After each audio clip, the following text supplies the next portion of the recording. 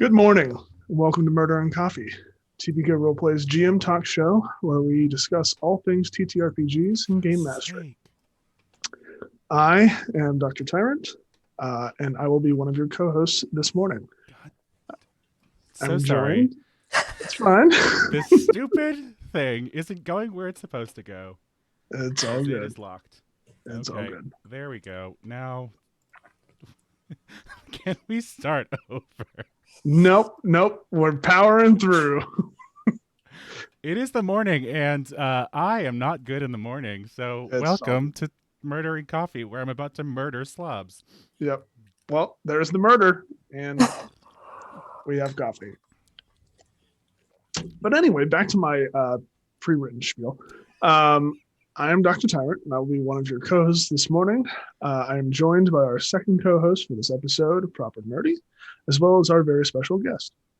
Today's topic is using tabletop role-playing games in a therapeutic lens. We are joined by none other than Chrissy, a licensed social worker who is working towards a PhD of social work and LISW, and brings with her all of her experiences in using therapeutic TTRPGs with her clients. Good morning, Chrissy, and thank you for joining us. For all of you DMs, aspiring writers, and intrepid adventurers out there, we will be accepting audience questions throughout the stream. While all of you are thinking about things you might want to ask, why don't we go around the table really quick and introduce ourselves, starting with Proper. Hello, I'm Proper Nerdy. You can call me Nick and/or Proper, and I do a lot of cool stuff with TPK Roleplay. I'm the assistant to the graphics coordinator or whatever role Luca has given me, and so I do a lot of the videos and the overlays and whatnot, but I also on occasion I DM, and more often I am playing in all the fun stuff. Yeah, that's me for now. I am not a morning person if you can't tell. But I'm very happy to be here because it sounds like an exciting topic. Thanks. I'm Chrissy. I don't have too many fancy gamer tags or handles. I'm Chrissy in the Discord. Here I am. I'm Easy. tallying numbers in chat if you get confused. You can find me on Twitter and Instagram, at Books and Papers 2 on Twitter, at innocent_bones on Instagram. Like Tyrant had that amazing intro. I do a lot of therapeutic gaming with my social work license. And yeah, you'll find me all over TPK in the Discord. You'll see me for like the next 3 days in various events on TPK. So if you're on the Twitch or in Discord, you'll see me around. Yeah, I don't know. That's about it for me. You're here and there. You'll be around. Yeah, I'm here. You know, hanging out. And I am Dr. Tyrant, a GM, staff member, and host for TPK Roleplay. You can find me on Twitch and Twitter at Dr. Tyrant. Now that we have all the intros out of the way, how about we just get right on with the show? Hey guys, how are you? Good. I'm really nervous. I was doing fine until about 5 seconds ago. Hey, you know what, Proper? It's all good. Okay. This is the mantra. While total party recap is the one rule is you must have fun. Here at Murder and Coffee, you must just stay calm. It's all good. We use our radio broadcaster voices, our podcast voices. Hello and welcome to 00709. Word. Exactly. I couldn't think of letters or numbers there. I thought I could make a joke and I can't. It's too early. I mean, I could always like do some deep breathing or meditative. I could do like a guided body scan. It's too late. I'm too far gone. Too far gone. Well, you guys were up super late. Yeah. I'm like impressed you're both upright. I mean, yes. Yeah. For those of you who don't know, we just got done with a Star Wars one-shot where we saved the galaxy from nefarious plots and deeds and bad things. And we were only up until 2 a.m. Yeah. It's fine. It's fine. It's fine. Everything is fine. This tea is not fine. Well, that's what you get from putting cream in your tea. That's That's the proper British way, though, right? Well, the milk is the proper way. I just didn't have any milk, so I used creamer. But I used Oh. French vanilla creamer, which made it worse. No. And I was like, how did I go so wrong? Oh. Well. But you know what? You don't need to hear about my awful morning. I want to hear more about Chrissy and what Chrissy does. Cool. Do you want to introduce agree. today's topic? I agree. Yes. So today we will be talking about therapeutic gaming, therapy in TTRPGs. And Chrissy, I know one question that I've had is I can think of my definition of therapeutic tabletop role-playing games and like the experience that you could have behind it just from my own personal background with how, you know, Dungeons and Dragons has changed my life and has really gotten me through sometimes. What are your experiences with therapeutic gaming and what would you define that as?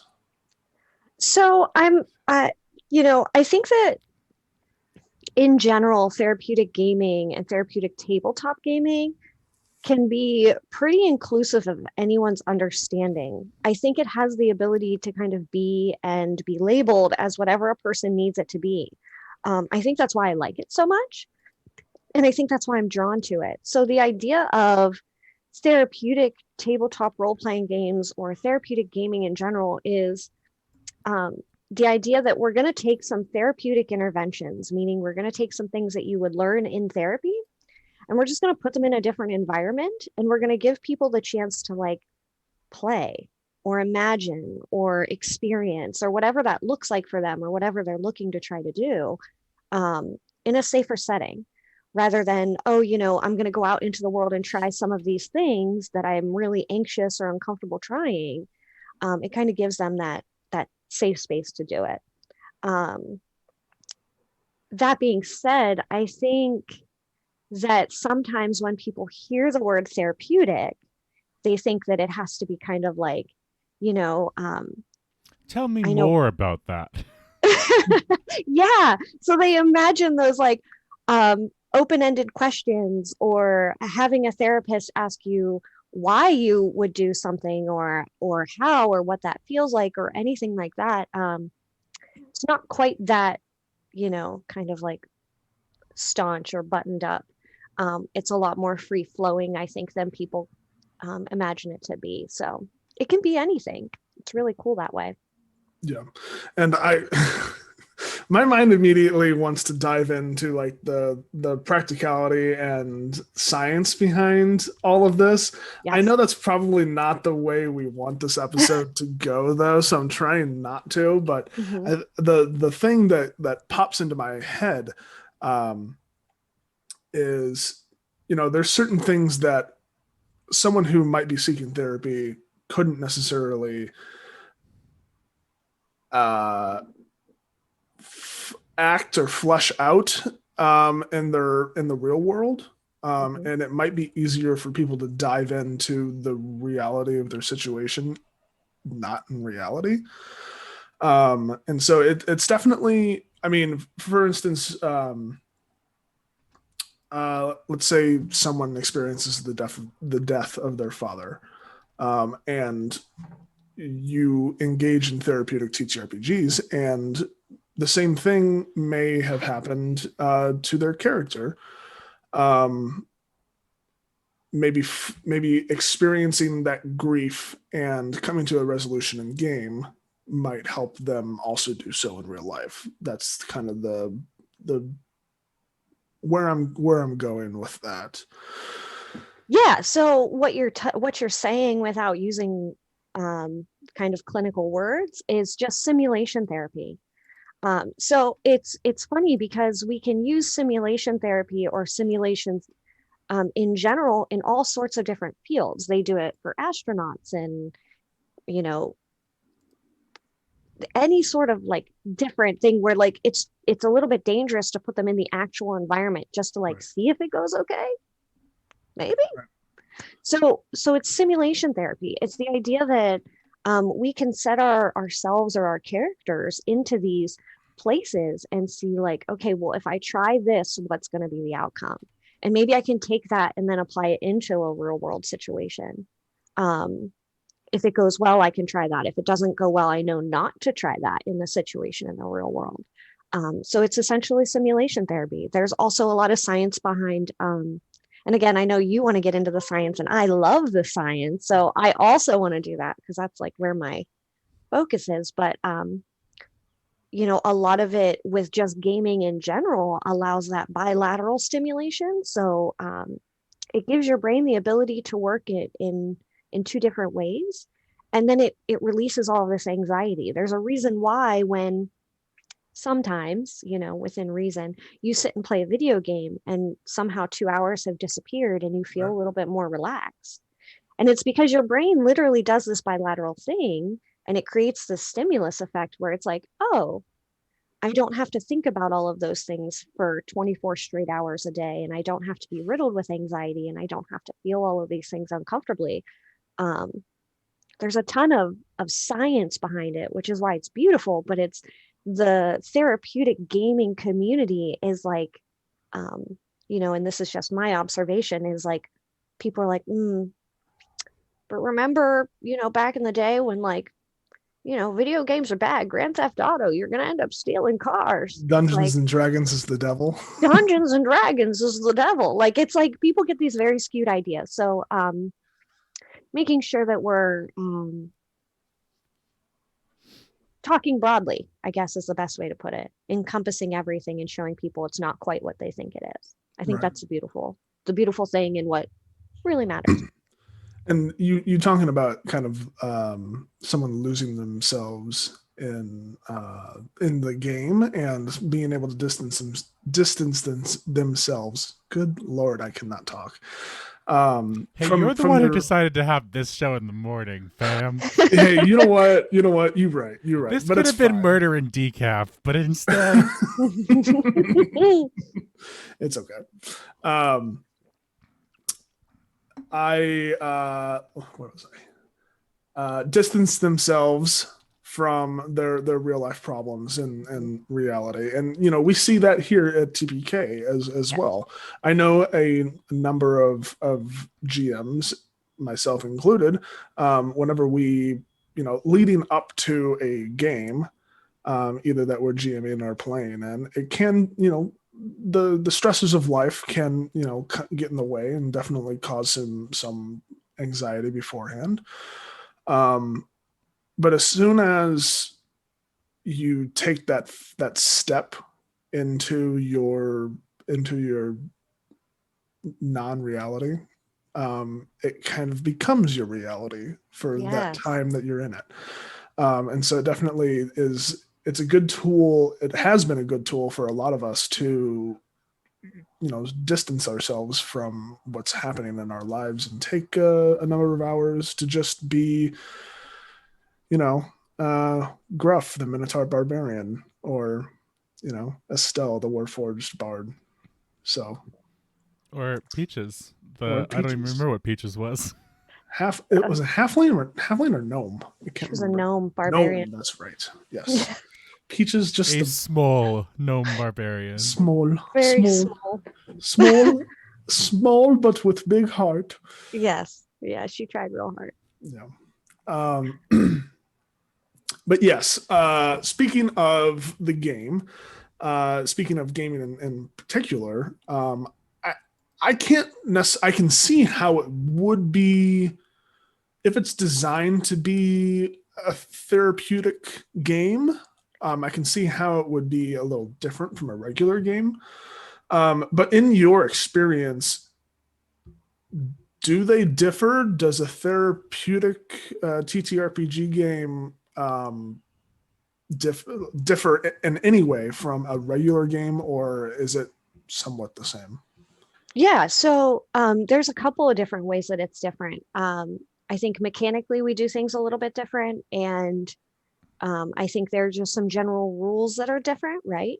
Mhm. So with a therapeutic game, I know for myself, whenever I sit down to do a therapeutic game, it comes with the consent and understanding that we're going to be addressing some difficult or uncomfortable things.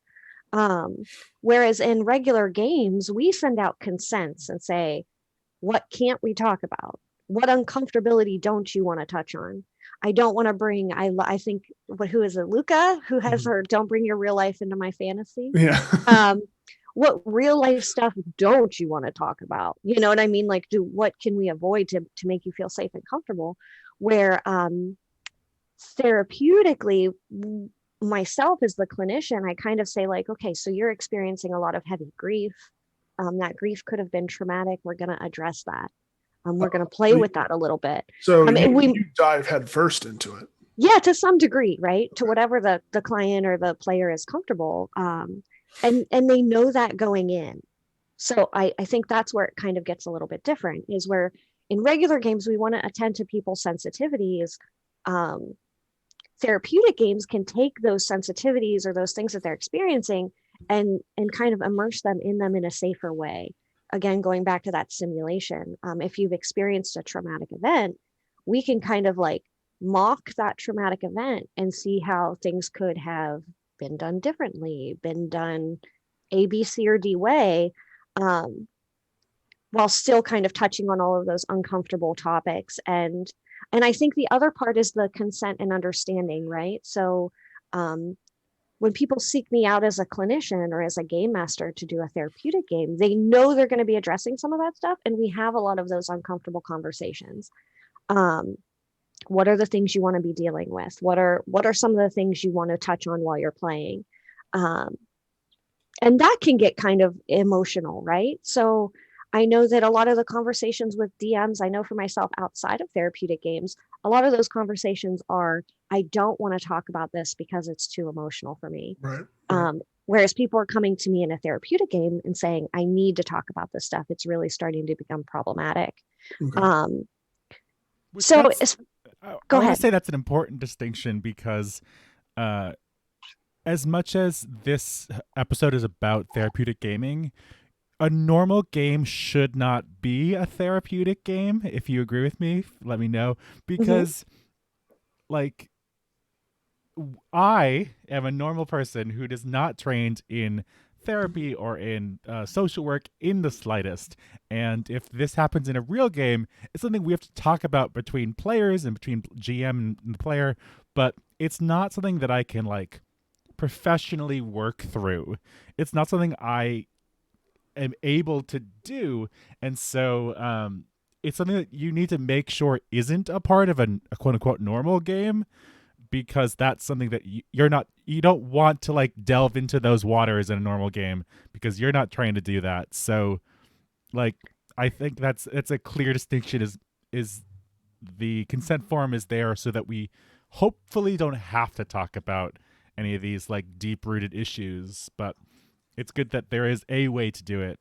But it is good to point out that, like, don't go into, like, your casual game with friends and think you're gonna be, like, delving deep into your heart and brain and mind and Yeah. figuring out all Yeah. your issues. Like, that's what 2 a.m. in the stairwell of your college dorm is for. But, or maybe perhaps, going to see someone, but Yes. it's Yeah. not, I don't think it's appropriate for your traditional D&D table. This is clearly something that, like, you go to see someone who is professionally trained in this and they help you through it. It's not something you should just be like, you know what? I feel shitty. Let's work it out. Yeah, let's take it out in a D&D game. So you're right, you're touching on a lot of really great points. Is that, I think that you touched on, like, understanding those consent forms are meant for a different thing in just a casual game. And then also understanding, like, therapeutic elements happen naturally, right? So I mean, you guys experience this and feel this on a regular basis. Once you get into a long-term campaign, you start understanding group dynamics, and you start practicing communication styles, and you start practicing all of these life skills. But that's not the intention. The intention isn't to practice those. The intention is to defeat Tiamat, our our wild tyranny of dragons enemy, you know, whatever. We have a different intention. Whereas with a therapeutic game,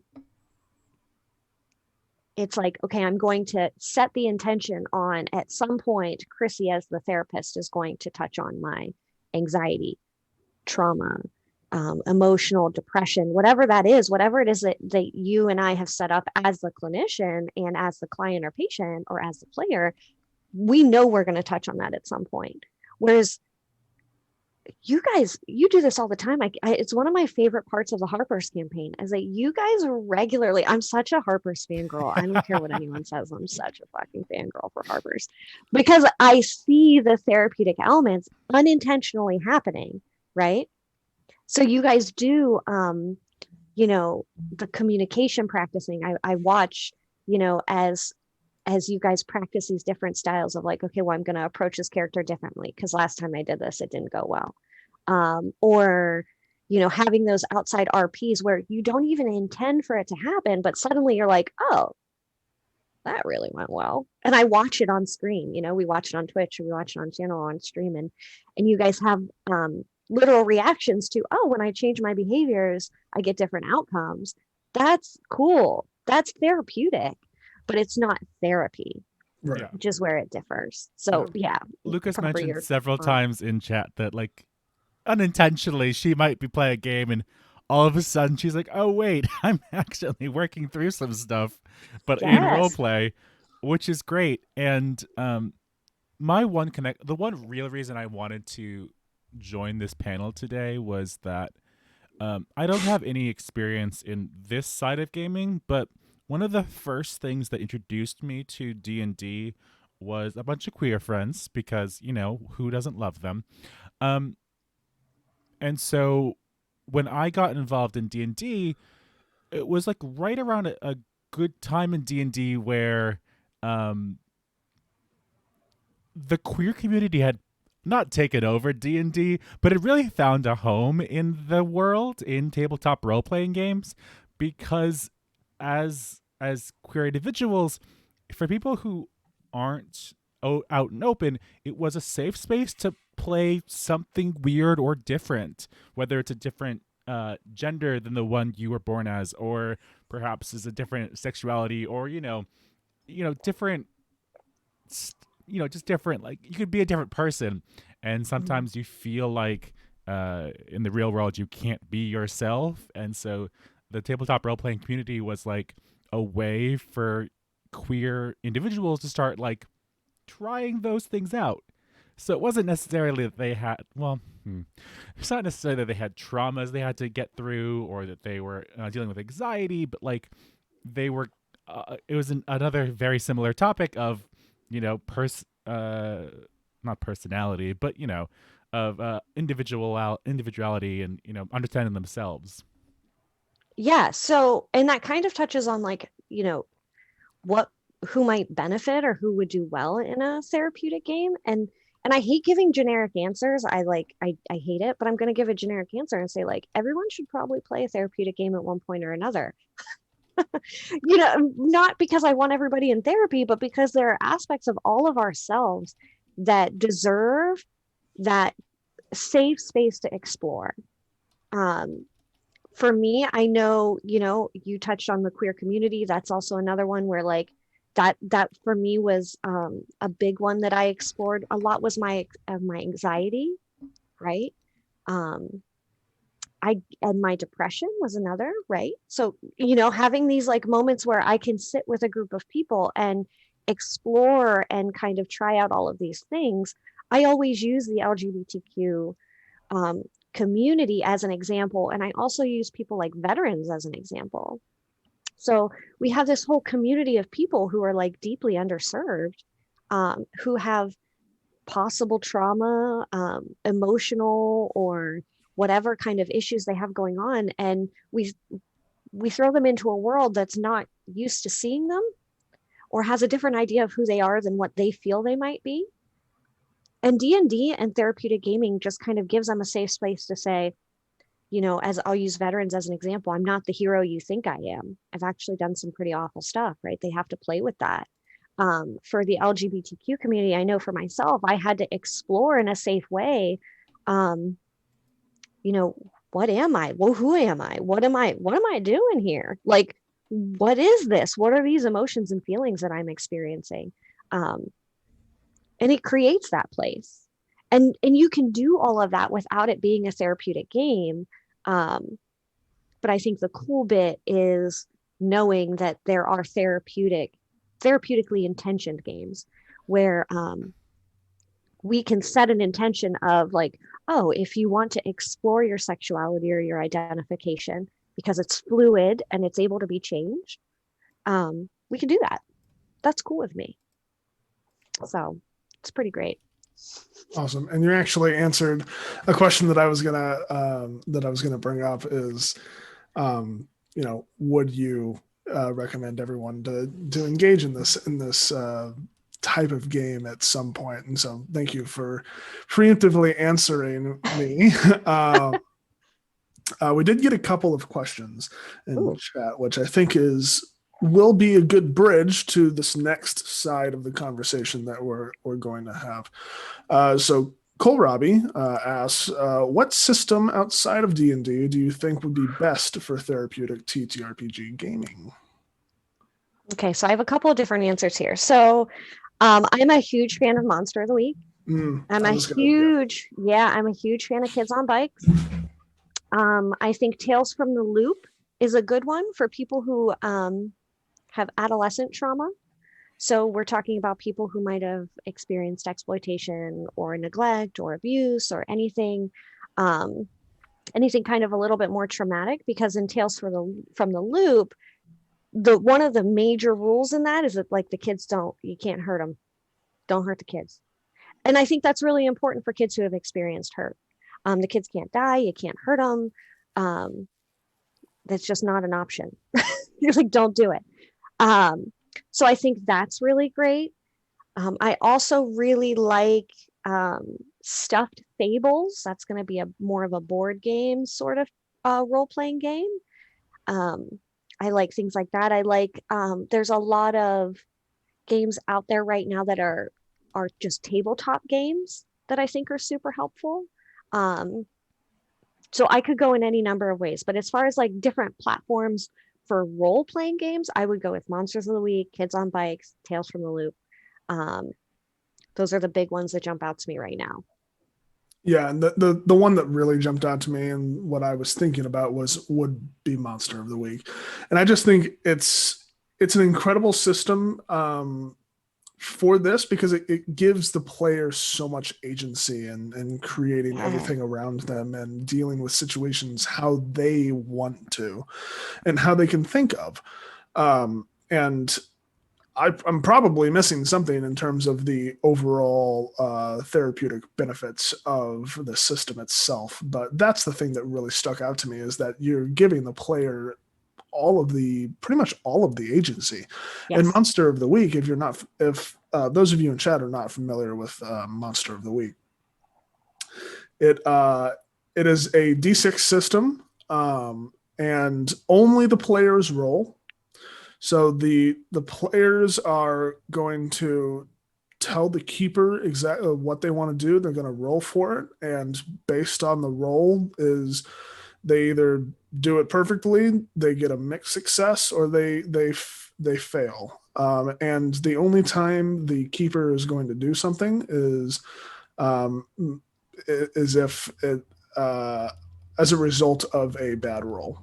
Mm-hmm. So essentially, the player could keep rolling really well over and over and over again, and it gives the player so much more power than really any other system. Yes. One of the rules that I think is written in D&D as well, but is explicitly very clear when you're reading through the rules of Monster of the Week, is basically that, I mean, it's a much shorter rule book. Everything's in one book as opposed to 12 compendiums. And so one of the rules for the game master or the keeper in Monster of the Week is you are a fan of the players, yes, and you want them to succeed. Correct. And it's my favorite thing that I try to bring into other games. And I'm sure other games have it as well, but I just the first time I saw it was in Monster of the Week. And I like that a lot because it means you're not fighting or playing against the game master, which is something, again, I try my best to always not do as a game master.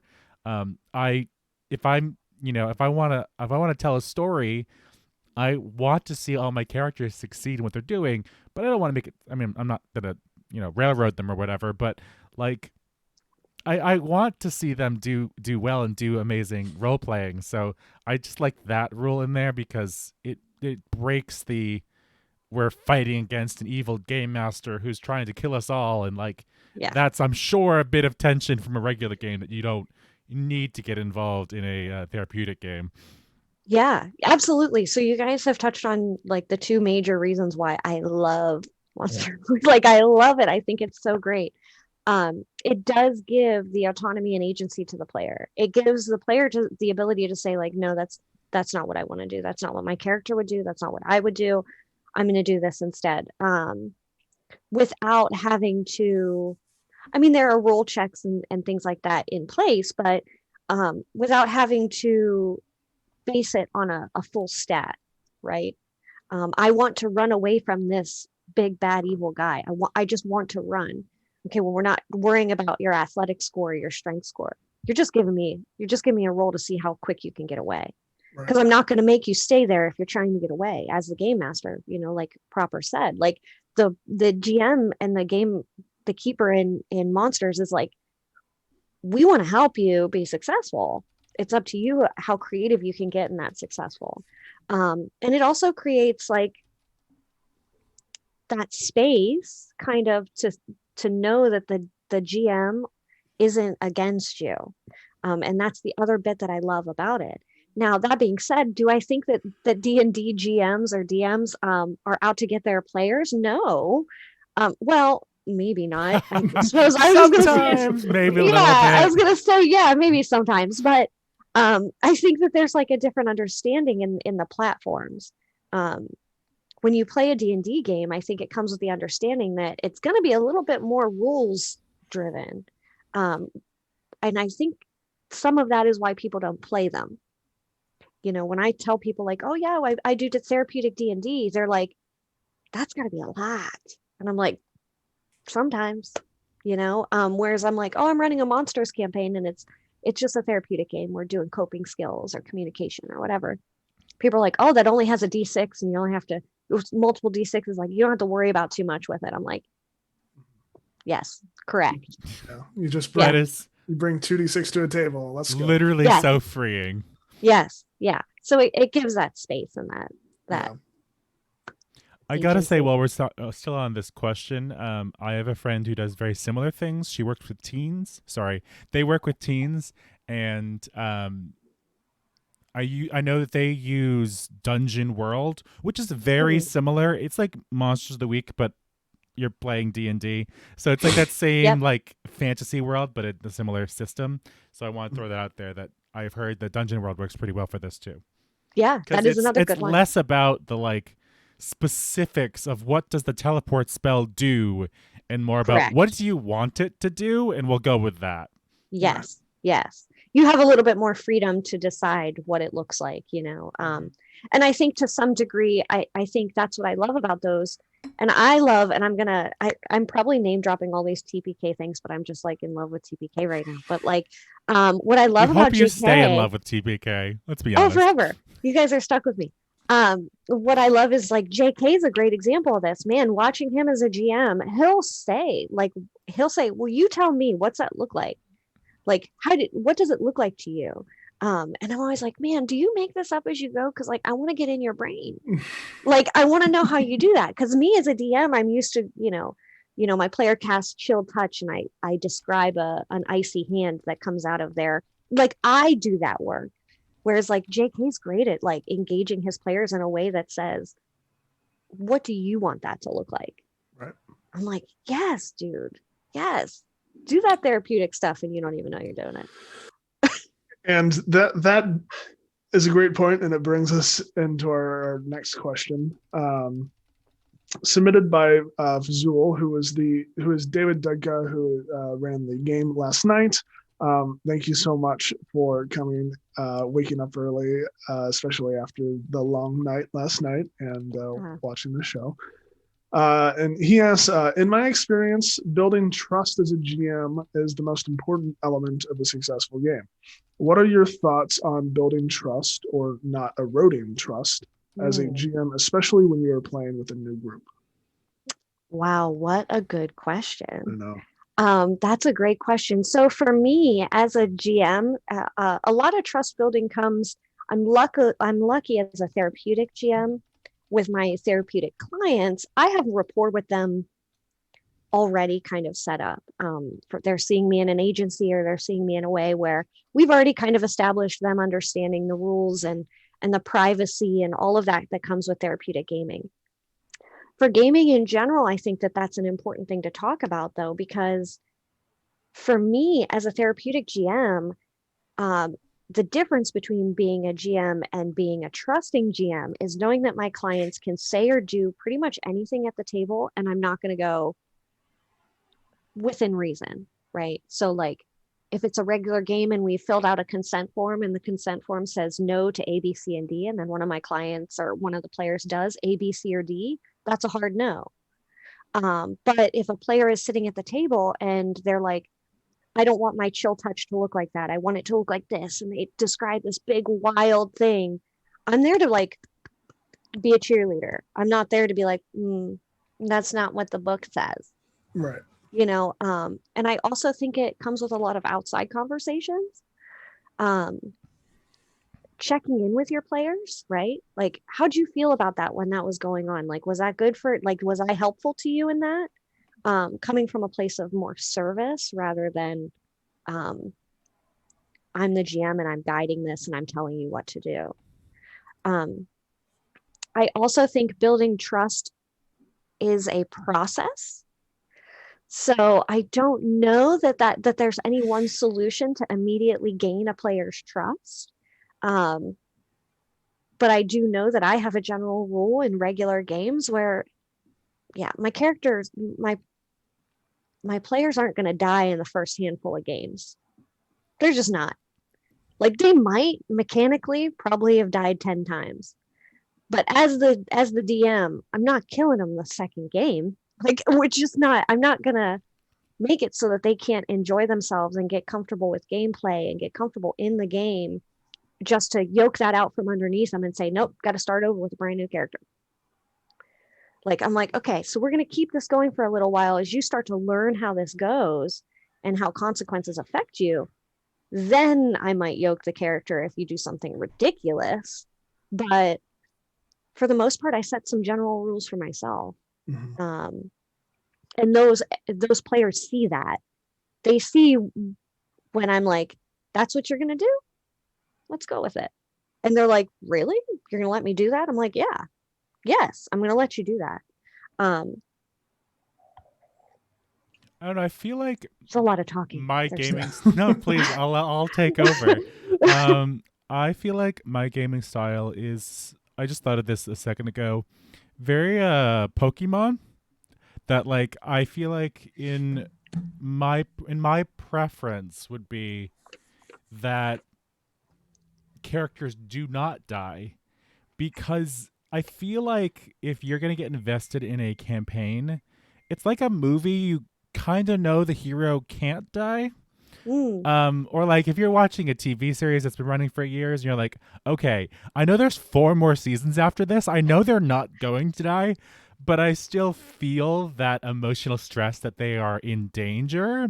Mm-hmm. Like, I think it's far more interesting to see them struggle and survive than to think they're going to die any second now. I feel like in my consent forms, I'd be like, player death, not cool. But also, it's something that, if done right, could be something that, you know, end of a large arc, or at the end of 20-30 episodes or quote unquote sessions, you might talk to your GM and say, I've gotten this far, we're this connected as a group, my character would die if it meant that they would save someone else, or like, Correct. it has to be something that I feel like is, I don't get me started on like, stories and, dramatic importance. But like, I feel like it has to be dramatically important to the story if a character is going to die. And I feel like if it isn't, then you're kind of glossing over something that should be so important. It's very easy to settle into these characters and go, you know what? It's just a role playing game. It doesn't really matter if they die, but like, it's so much more interesting if you are invested in not letting them die. Um, that's just my 2 cents on character death, real quick. Yeah. So character death is something in and of itself we could even tackle because therapeutically that has a lot of implication. Before we But do, I want to say one quick thing as a response to the last question, though. I'm sorry, I just thought of it. no, yeah. You asked about trust, and Zul, great question. I think all the things we've already mentioned without mentioning them are important ways to gain trust in new players. I know for the fact the first time I played with Luca, I knew I could trust her explicitly because the first thing she did was sent out that consent form. That was the first thing she cared about was, you know, I want you to play in my game, but I want to make sure everything's going to be cool. So I think setting up those right from the get-go before anything else, you got to be ready to, prepare yourself for not just the character. The character's in your game. That doesn't matter. You're playing with a player who's a real person.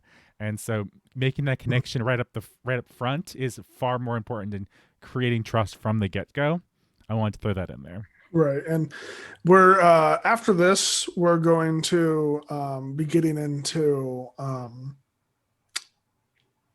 some more nitty-gritty stuff. So I do think I'm going to respond to this question of David's, and then I think we should take just a quick break to refill coffee because I am this is my face right now because I have no more coffee. So I have a 4-part answer to this question. Oh no, here we go. I love it. And it's pre-session, during session, post, and aft, just in real life. Aft session. Pre-session, I think it's very important to have a session 0 and to just communicate with your players as much as you possibly can. In order to build trust, just being there and being there for your players is probably the most important thing you can do as a GM. Letting them know that you care about them, their characters, the story as much as they do is going to go a long way. During the session, and in that pre-session, I think an example of that would be the consent and TTRPG form. Thank you. I was going to say flyer. Goodness, that Close we enough. send out before some games, especially horror games, so that we know that certain topics that we feel strongly about are not going to come up in session, and that gives us at least a little bit of trust with the GM. During the session, just being able as a GM to control the narrative beats a little bit, and you're going to want, well, depending on the table, some tables may not want this, but I'm assuming a lot of tables want there to be some element of peril in their TTRPGs. For me, that's what keeps me grounded. That's what keeps me in that realistic mindset. And it allows me to RP a lot better because I know that, like, if I go around killing guards, there's going to be repercussions. So being able to introduce peril, but also have it be balanced by lighter elements such as comedy is very important. And one thing that I really enjoy about the Curse of Strahd module, as problematic as it is with Yes. all of its content, it does specifically in the book talk about ways that you can bring comedic elements and those lighter elements into the story. And they say it's very important because of the content that you're normally going through. Correct. Listen, I love that. So I think that that's one of those things that HP does so beautifully. Yes. Oh my gosh. Like I love it. And then he has his consent, like in-game consent. Yes. Like if we're getting too dark for you, I need to know. Exactly. That is also another thing, especially discussing that content prior to, and not to go off on a tangent on this, but when you know that a module is problematic, right? So that's also kind of where these games differ, is therapeutic gaming versus regular gaming. Um, I base my therapeutic games around modules. They're problematic. That's the point of them, kind of. Right. Not problematic, but they're emotional, they're tough, they're all of these different things. And if I don't have that trust built with a client prior to, or with a player prior to, then they're not going to react and respond the way that they need to be or want to be. They're gonna be creating those barriers and walls if they know that despite this really stressful content, I'm still gonna push through all of this and make them do all of these things. And I love our Curse of Strahd game, and even Luca does this great too. Like, I'm not gonna lie, and I'm hashtag spoilers, but on that like Harper's finale, she was like, "Okay, guys, like this is a lot of emotion that we're experiencing. We're gonna have a huge emotion shift here." Like, and then as soon as it shifted, everyone started laughing, and it was like, okay, all right, okay, we're gonna finish this. You know what I mean? She's like, the tone is going to shift. I remember she said something similar to that, right? Yeah. We are about to shift this, and she's like trying to like get herself together, but like everyone was, you needed that because those really emotionally intense moments, whether it's a therapeutic game or not,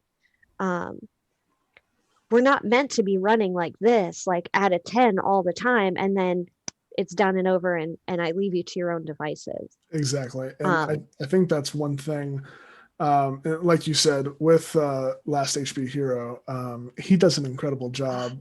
With at least, I haven't played in any of his games yet. Same, yes. Which I really want to.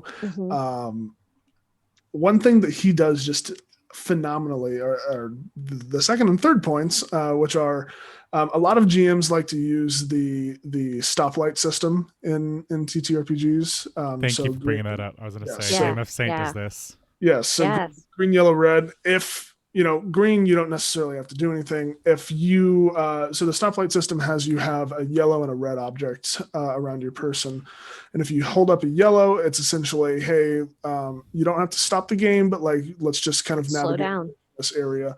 If you hold up a red item, it's a hard stop game. You talk about it and then you move on. I mean, it is good to point out that the green does have a good purpose. It's if you're in character and you are like verbally upset with another character or you're arguing, it's totally fine to throw up that green card and say, like, this is just in character. I'm not actually mad. Don't worry about me. Right. Yeah. There's so many different aspects of that I utilize in games, right? So a lot of my characters, and I've even done it, I think, with some TPK folks, like, who have messaged me privately when I'm playing games with them, and I say, like, if you say this word, I'll know to check in with you. And you know what I mean? And whether or not it has happened is between me and that person. But knowing, like, if we need like that safe space of like, if I need to be messaging you separately in Discord, if we're in a game, or if we're playing face to face, if you say, banana pancakes, I'm going to be like, okay, so there's like some uncomfortability here, or whatever the word is. I think I want pancakes for breakfast. Yeah. So it's like, if we need to establish those things, making sure that for that trust and safety, it's done before, and then they feel comfortable enough to use them. That's the big piece, right? So. Right. And another thing that HP does really well is the post-session work, and yes. I think it's an incredible thing. I have always known that talking with your players and discussing certain things after sessions can be very important in how they retain information, for one, but also with how they cope with what has happened in the session, especially if you're playing those heavy hitters and have, people dying in session and stuff like that, which we'll talk about later in the episode. But HP has those talks built into the runtime of his shows, which is incredible because the audience then kind of gets to have that like little talk show afterwards and see how the players are reacting to certain stimuli and how the characters and how the players are going to proceed moving forward. And I think that's an incredible thing that he's doing, not only for the players but also for the audience, who sometimes in certain instances kind of get thrown to the side and we don't know what's going on. So. Right. I will say, I know we're supposed to be taking a break, but I just love this topic so much. So I will say, watching that Curse of Strahd, there were a couple of games where I watched where Noir and I think Niffer, I can't remember. They were like kind of like going back and forth a little bit. And I was like, I can't tell what's serious right now. Like, I was like, as an audience member, as somebody watching, I was like, what is happening? So I stuck around afterwards to be like, hey, when Noir did that, like, should he have probably like died, or should you have done something? Like, I think I asked some sort of question to last HP, and I was like, how does that look for you guys? And the characters and the players were so forthcoming with their answers. And even Noir was like, yeah, I mean, if he was going to die, he was going to do it anyways. And I was like, oh, okay. Like, that helps me understand, and I love that at end of game check-in from a therapeutic standpoint. So I think what he does is super healthy for his players. I think that it's super healthy for the audience. I think that it gives people a space to like, you've touched on, Tyrant, like check in with themselves and with the characters and like, am I really understanding this correctly? But that creates that safe space and that trust to know that you can go to your DM and be like, hey, when this character did this, I was really experiencing a lot of adverse feelings. My character was reacting this way. I was really pissed off. And having those safe spaces to say like, hey, what was that? Because I do that in therapeutic games. So that's another one of those mechanical differences. With therapeutic games, I stop games right in the middle of what's going on. And we're doing like feelings check-ins. Where are you feeling that in your body? Are you feeling it in your chest? How are your fingers doing if it's anxiety? It's mimicking a lot of those therapeutic interventions without being therapeutic.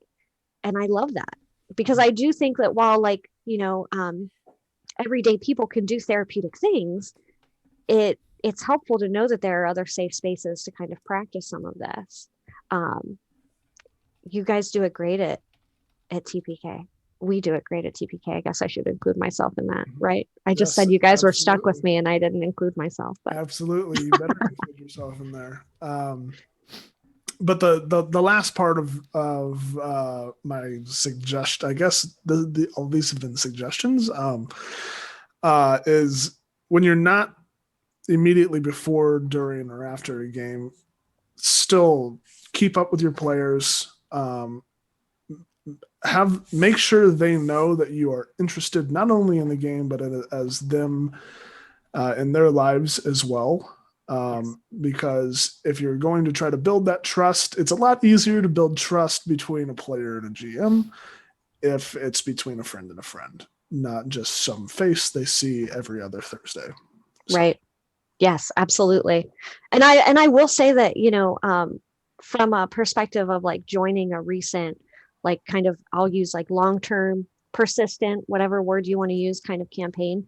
I know that TPK in general, and I hope other servers do this as well, but I think it's what kind of makes TPK a little bit more special is that you guys have that DM kind of like group that you guys all like, I know you guys are discussing on like gameplay, what's happening and the whole 9 yards, but as DMs, and I'm gonna shout out, Magic right now on this. Like he sent us a message, and I'm putting him on blast. I'm sorry, bud. I'm gonna do it. But he sent us a message that was like, "Hey, I'm like exploring myself as a DM. What do you guys think about this?" And I was like, "Dude, yes. Like I'm so glad that like you are trying to also better yourself to better the game, and to make us more comfortable and to identify what we can do or what we want as players. Because sometimes we don't really know until we're asked. Um, and it's really cool to see the people within the community um, kind of explore all of that for themselves to do better and be better. I know Luca does the same thing. She talks about like, yeah, I want to like constantly be better. Sarah Franco, she talks about it all the time. I never remember the letters right. Oh, Sarah X Franco. Oh, Sarah X Franco. Yep. Okay. Yep. I knew I was going to say it wrong. I'm like, I don't know. Yeah. She talks about it too sometimes. Like, why if do you catch her think in the we call you Discord. Callie Numbers? We don't understand numbers. So, I think that that's one of those things that's really beautiful about role-playing games in general, and why I get so jazzed on it. Like, this is something I could talk about for hours. You guys could get me here for hours talking about it. Is that the community in and of itself, in a big scheme, for the most part, we're all looking out for each other. But it's how we're kind of verbalizing that and getting our players to understand it. So Right. I'm done. That's it. Well, we're just ending there. Is that... I'm done rambling. I feel like I'm rambling. We're not done quite yet, but we are going to go to break. While we're in intermission, and it's going to be very short, five-ish minutes. If you have questions, please put them in chat, and we will be sure to get to them at some point during this last half of the show. So we're going to go to break, and we're going to turn this frowny face into a smile, just like therapy. I love that. Welcome back, everybody. We have replenished our coffee, and as you can see, I have a smiley face latte now and not a frowny face. So we are, and you know what? It's not the first time I'm noticing, but Proper, the cinnamon buns you've got there are it's not fair. It's not fair, my friend. I feel like as the host of a baking podcast, I had to put some kind of baked good behind me. I just wish I had made these because these are really pretty. Yeah, they are. Yeah. I'll have to go make some, what are those, blueberry cinnamon rolls with sanding sugar or something. Also, we've got baking, we've got coffee, and we've got murder with the piranha plants. Look at that. I love it. Chrissy and I sitting here being like, what is he going to say? What is he going to say? Yeah, I was like, all right. Yeah. You guys might not be able to see it either, but I have my my little Estelle, my mask. You can't see it quite. I love it. Yeah. It just hangs right here in the background. Which you can get online on our shop on Redbubble. Yes, please. I don't think we have a link for that, or else I would ping it. Link. I don't know. I don't know what to link. Someone help. You know what? There's mods in chat. There, I'm sure. There's mods in chat. It's fine. They can go find it. Yeah. Look. Cole, get on that. See, Luca, thank you. Thank you. There's nothing. There's not. You know what, Cole? Cole, you need to get on that, man. Put it on the Trello. Exclamation point. Corporate shilling. Okay, let's get back to. Speaking of corporate shilling, it is now at that point of the show where I must ask any and all TTRPG coffee companies to please, for the love of God, sponsor me. Not the show. Me. I need coffee. Just every show that Tyrant's in will be. And by the way, Tyrant just runs on. Yes. Forget America. Yes. Just Tyrant runs on. Tyrant runs on, not Duncan. Foolish Fiends. The coffee from insert your company here. All right, so on toast, and that's why I'm looking straight down while I butter my toast. I was wondering what you were looking at. I was like, what is that? So, Chrissy, we have a number of topics So we've talked about a lot about therapy specific TTRPGs. Mm-hmm. Um, I'd like to dive into elements within non-therapy RPGs or TTRPGs that can still be therapeutic. Yes, yes, I love this. Or working through points when they come up. Yes, exactly. So, for instance, just like the way many campaigns or one shots or literally anything in TTRPGs are started, let's talk about character building. Yes. So, one of the things that I've noticed, and we've talked about here at TPK a lot, is some of the most realistic and some of the most identifiable characters that we bring to the table are characters that are pieces of ourselves. And so, how does that relate, do you think, to therapy, therapeutic elements? Do you see that kind of those similarities in therapy specific TTRPGs as well? What's your thought process around character building in general? So this is probably one of my favorite things about gaming in general is character building. So I don't know about you guys, but when I was a kid, I was one of those people where when you could like pick a specific outfit or pick a specific haircut or your character could look a certain way. Even from a young age, I always loved the idea of personalizing it, of making it my own and making it something I could really connect with. Um, it's always how I've like kind of been drawn in, and it's one of those things that I think becomes so personal, and I think that we do it without even realizing that we're doing it. Um, One of my favorite things is like when people play a character and then suddenly they're like, yeah, I'll use Gruff as an example. Like, um, yeah, I never realized how much I identified with Gruff, or I never realized how much I identified with Estelle, or I never realized how much I identified with Peaches. Because you have that ability to kind of personalize it and make it your own. And I think that adds to that kind of therapeutic piece that's not doing therapy, but gives you that safe space to explore who you want to be, who you are, and feel a little bit more confident in that. Being able to personalize a character creates confidence. If I know, I'll use Peaches as an example. Peaches is a little tiny child, adolescent Chrissy. I was impulsive. I was aggressive.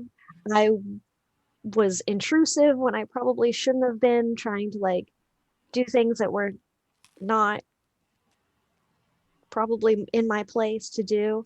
But knowing that I connected in that way made my interactions with Nick in the game or in outside RP or with Valdani grabbing her hand and holding her hand, it connected me to that. And it makes it more personal and more deep and more connected. I think one of the things I really hate hearing, hate's a strong word. I get nervous hearing from players as a regular GM and a therapeutic GM is when they say to me, well, what does the team need? Like, do they need a tank, or do they need a cleric, or and I've said it, I know, because I've said it in like, what do we need for this game? And I hate when I do that because I know I'm compromising some sort of my personality and risking not being able to personalize a character to connect with them. Does that make sense? Yeah. Mm-hmm. Okay. You bringing up Gruff with this question. I didn't realize at first just how much I had put of myself into that character. And I'll say it again. I've said it a few times now. That it's the first character I've ever saved. I like to do spring cleaning a lot with my characters, and even though I have unlimited character slots in D&D Beyond, and I can just keep making characters over and over and over again, I don't like the clutter as terrible as that sounds when it's your own creations. Mm-hmm. But there's no way I could ever bring myself to delete that character. Some of the story elements of Gruff, overarching and minute, very closely aligned to my own life. Like complete tonal life changing shifts and,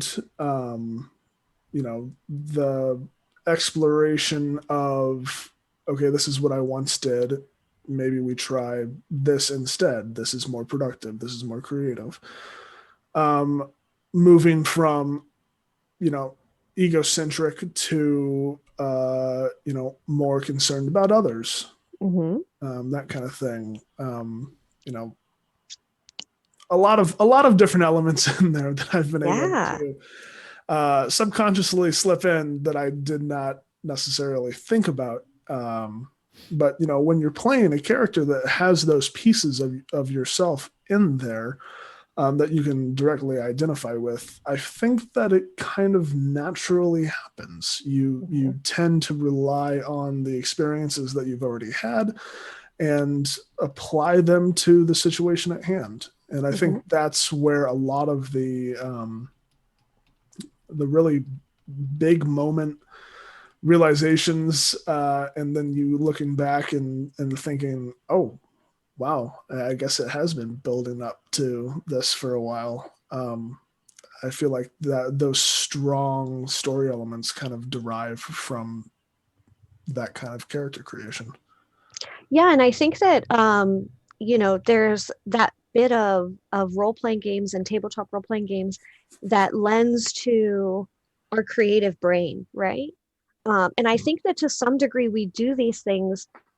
Well, I know scientifically, like we do when engaging in imagination play or anything like that, our brains do things without us realizing that they're doing them. We create characters that we identify with, or we add personality aspects to them.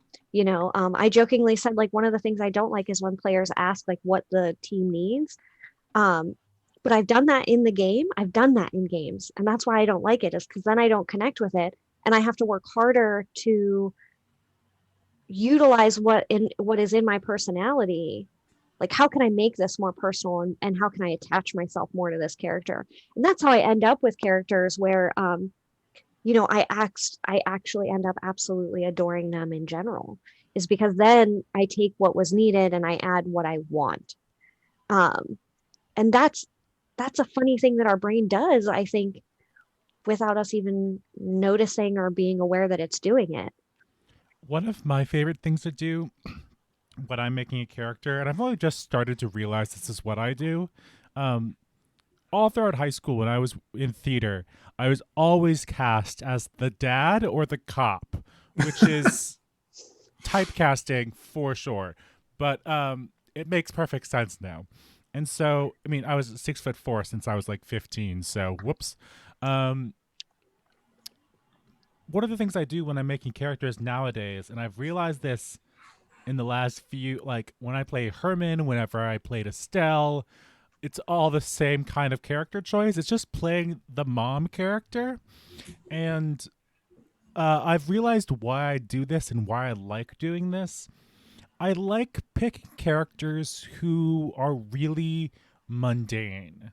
Mm. So these are characters that, like Estelle, she could come into any scene and bring you a box of cookies, and that could start literally any role playing that I wanted to do. But it would set you up in a place where you could do that, because if she's a mundane kind of character who like bakes cookies and like is a nanny, then like she has things she's doing, but also like you can, like, we had a whole text RP of just Braz and Estelle cooking a meal together, and Hmm. in that process you were chatting about anything you wanted. But I like that it doesn't have to be super deep and complex. I Hmm. worked on things I understood, aka baking, and made that Estelle's basic character. And so was I going to go with that? Oh, in I mean, theater and well, not theater. Geez, improv theater and tabletop role playing games are very similar in that you're improvising a scene together. And one of the core concepts in any good scene in an improv is that you never really want to be talking about what you're doing. If you go into a scene and you start mixing in a bowl and you say, "Oh, can you pass me that flour?" That's not an interesting scene to see on stage. You're not going to pay to see that anywhere. If you go into a scene, you start mixing in a bowl and you say, "Oh, why did you cheat on my wife, Stan?" Then that's an instantly very confusing but excellent way to start action right away. Mhm. And so it like, you create tension, but you're in a space and you're doing something, but you're not talking about it. So I think I like the idea of playing a character that isn't all about the like roguish ways and magic and hoo-ha and whatnot, but like brings in some totally normal elements that they can use as like a situation to start talking about anything else.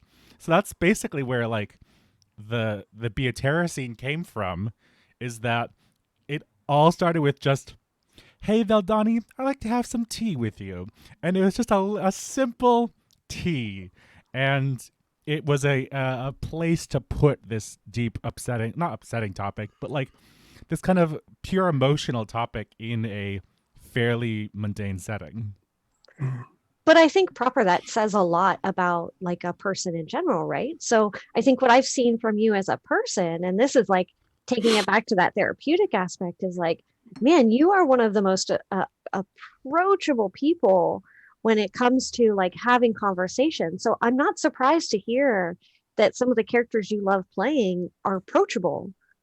Like that, yeah, like absolutely. You know what I mean? Like, you're one of those people where sitting down and having a cup of coffee and talking about things like this, it's like, well, yeah, of course Estelle is their character. Absolutely. Estelle would not have worked for me. I would have been so confused. In the same way that I think that that's why that this character creation becomes so personal, even if it's not deep. Like it doesn't have to be deep to be personal. Um, it can be, and that's cool, and that's wonderful for those characters that need that or that explore that. But it doesn't have to be, life of. I think one of my favorite things is that I still have never. I don't like creating characters who have a whole life of torment and terrible stuff in their past. Peach's families love her. She just got separated from him. She's trying to get back to him. Yeah. They like think she's the cream of the crop. Mhm. She thinks she's pretty cool. You know, I do love a really dark backstory, but you don't always have to go always with the have dark to do it. backstory. Yeah. I But mean, think okay, that's a lie because Estelle does have a very dark backstory. So there's that. God, Cole. Before we move on to Oh, the next geez. question, Cole wants to know, Chrissy, what is your shirt? Oh, so it's here, let me move my long hair. So it says 100% that lich. Oh my god. I did that on purpose. I love it so much. And it's got like the little like lich on there. Yeah. That's the greatest. That is the greatest. Thought it was Hey, appropriate. Chrissy, can you be my warlock patron, please? Yes, absolutely. I love the idea. I love the idea of a lich that's like very in tune with like their warlock's emotional needs, Yes. and that I'm gonna write that down. Yes, I love that. I love it. I love it. Luca, remember this. Is the lick that warlock's like therapist and also patron? Like, is that where it goes? Listen, you could do so many things with that. Yes. For me as a therapist, if I was somebody's like patron, like as a lich therapist, oh man, that could get really intense. It could go a lot of ways. It really could get very intense. Psycholich. I can't say it right. Yes, thank you for correcting yourself. Let's see. Okay. The next kind of topic I want to broach kind of stems from character creation is how do you see in therapeutic TTRPGs character relationships between other characters and between NPCs? How do those get fleshed out? And how does that specifically those relationships help in building that that sustainable bond that will last them throughout the game, but also in real life? Yeah, so wow, what a great question. I think one of the biggest things, so like I was saying, mechanically, therapeutic games for me, when I do them, are different because I set them up around modules based on the client or player's needs. So I'll use a player with high anxiety, like a super anxious person. They're coming up in 6 months. They have to do this big speech in front of a bunch of people. Who do I we will, know who's done that? yeah, like I will place them into situations like, oh, you have to go to the high court and talk to the king. And you have to talk to them. You're not going to fight your way out of this. You're surrounded by 350 guards, and they're going to kill you if you don't talk it out. So it triggers those kind of feelings. Those, okay, well, now I have to utilize some of the things that we're working on. I have to utilize my communication skills. I have to utilize some of my anxiety coping skills to get through this task, without saying, okay, well, today we're gonna talk. We're gonna play with your anxiety. We set them up with these NPCs and these relationships to say, like, okay, well, this is how we're going to kind of challenge this. This is how we're going to work on this aspect, or allow you to do that simulation of trying something before you have to do it. And I think for me, as a therapeutic GM, when I do things like that, I give the characters and the players the freedom to try anything. Mm-hmm. And if they try it, there's not going to be any adverse effects, right? So if I know that I'm dealing with a player or a client who's really, really experiencing an anxiety disorder or a panic disorder, and I put them into a situation where they're going to be practicing some of their skills that we've been talking about, I will never allow that client, for their safety and their kind of, I'll challenge it, but I'll never, the king's not going to kill them because they didn't say something correctly. Right. Because that's just going to continue to reinforce the anxiety. Whereas what I want is for them to be able to build a relationship with that NPC and with themselves to say, you know what, I can speak freely and do these things, and I know that I'm safe and okay. It goes back to Fazul's question of trust and not ruining that trust even. Right. And NPC characters, I think, do that in a beautiful way because they're short-lived, some of them. Now, the ones that kind of follow you along, I'll use Ilya as an example of that. They become, the ones that follow you become intricate parts of the story where you can't do anything but explore it. Like you've got to see what other information. And I think that's a little bit of the difference between a regular game and a therapeutic game, is that you don't have to explore things in a therapeutic game if you don't want to. You have the ability to say, no, I'm not going to address that. But in a regular game, when you have a character like Ilya, who has all of this information and all of these skills and all of this stuff, because you have a GM telling you that, well, then we're going right to it, and we're going to start interacting and becoming part of. It creates that bond a little bit differently. Therapeutic games, while they create bonds with NPCs, they're not usually as intense for me, unless we're dealing with something that has to do specifically with attachment or things like that. So does it happen? Yeah, but not quite to the degree that it happens in regular games. And I don't know if I answered that question. Oh, no, absolutely. Okay. And, it kind of ties in a little bit to the next question. So I have something I wanted. You brought up not using negative reinforcement in your therapy sessions.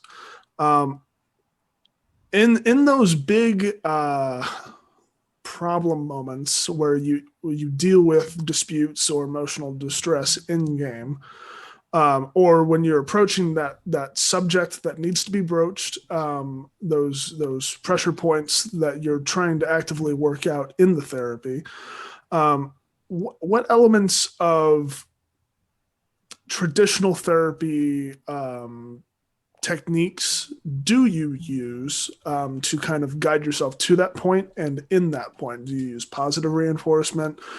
You know, I'm going to stop talking because I feel like you can get there yourself. But yeah, no, that's that's like a phenomenal question. Again, those are just great questions. So as far as interventions in game, I think that's again some of these differences between the two games. So a regular game, a negative consequence is a negative consequence, and you deal with it accordingly. Whereas in a therapeutic game, there's negative consequences, but I don't want to reinforce, negative cognitions. I don't want people to continue to think that they're not able to complete tasks. So while there might be consequences, those consequences are going to look different, right? So I'll use depression as an example. So a client is really struggling with depression. I'll use I'm making this up as I go, so here's to hoping this makes sense. So the adventuring party is sitting around, they go to sleep one night, they wake up, and there is just the densest, heaviest fog that you've ever experienced, and you can't see anything. You can't see your adventuring party near you. You are by yourself and you are alone. Suddenly, you start thinking and hearing your own voice in your head, and your voice is telling you just to stay where you're at.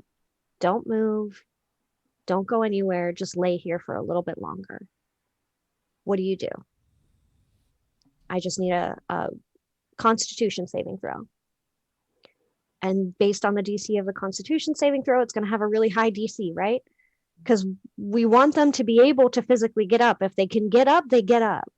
But if they don't hit that high DC, then they're going to continue to lay there. And while the consequences might not be dire, as everything starts to kind of go, if they're not participating or suggesting, okay, so if I'm struggling with depression, I'm going to try to sit up. I'm going to stretch my legs. I'm going to do some deep breathing.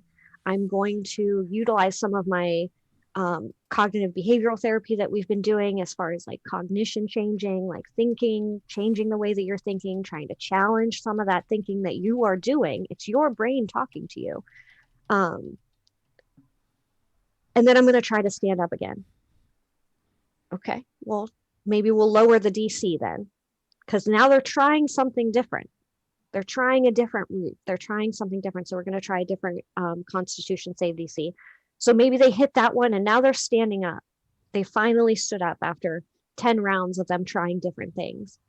Okay, so I tried the cognition changing. I tried stop thinking. You know what, DM, I'm going to try to reach out for a friend. I'm going to reach my arm out into the deep unknown of this fog, and I'm going to try to find my friend. Okay, well, I'm going to lower the DC on that because now you're utilizing a support group. You're changing the way that you are thinking.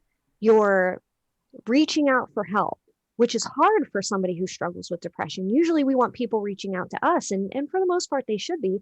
But sometimes it takes us reaching out first to say, hey, I need this from you. So I'll lower the DC again.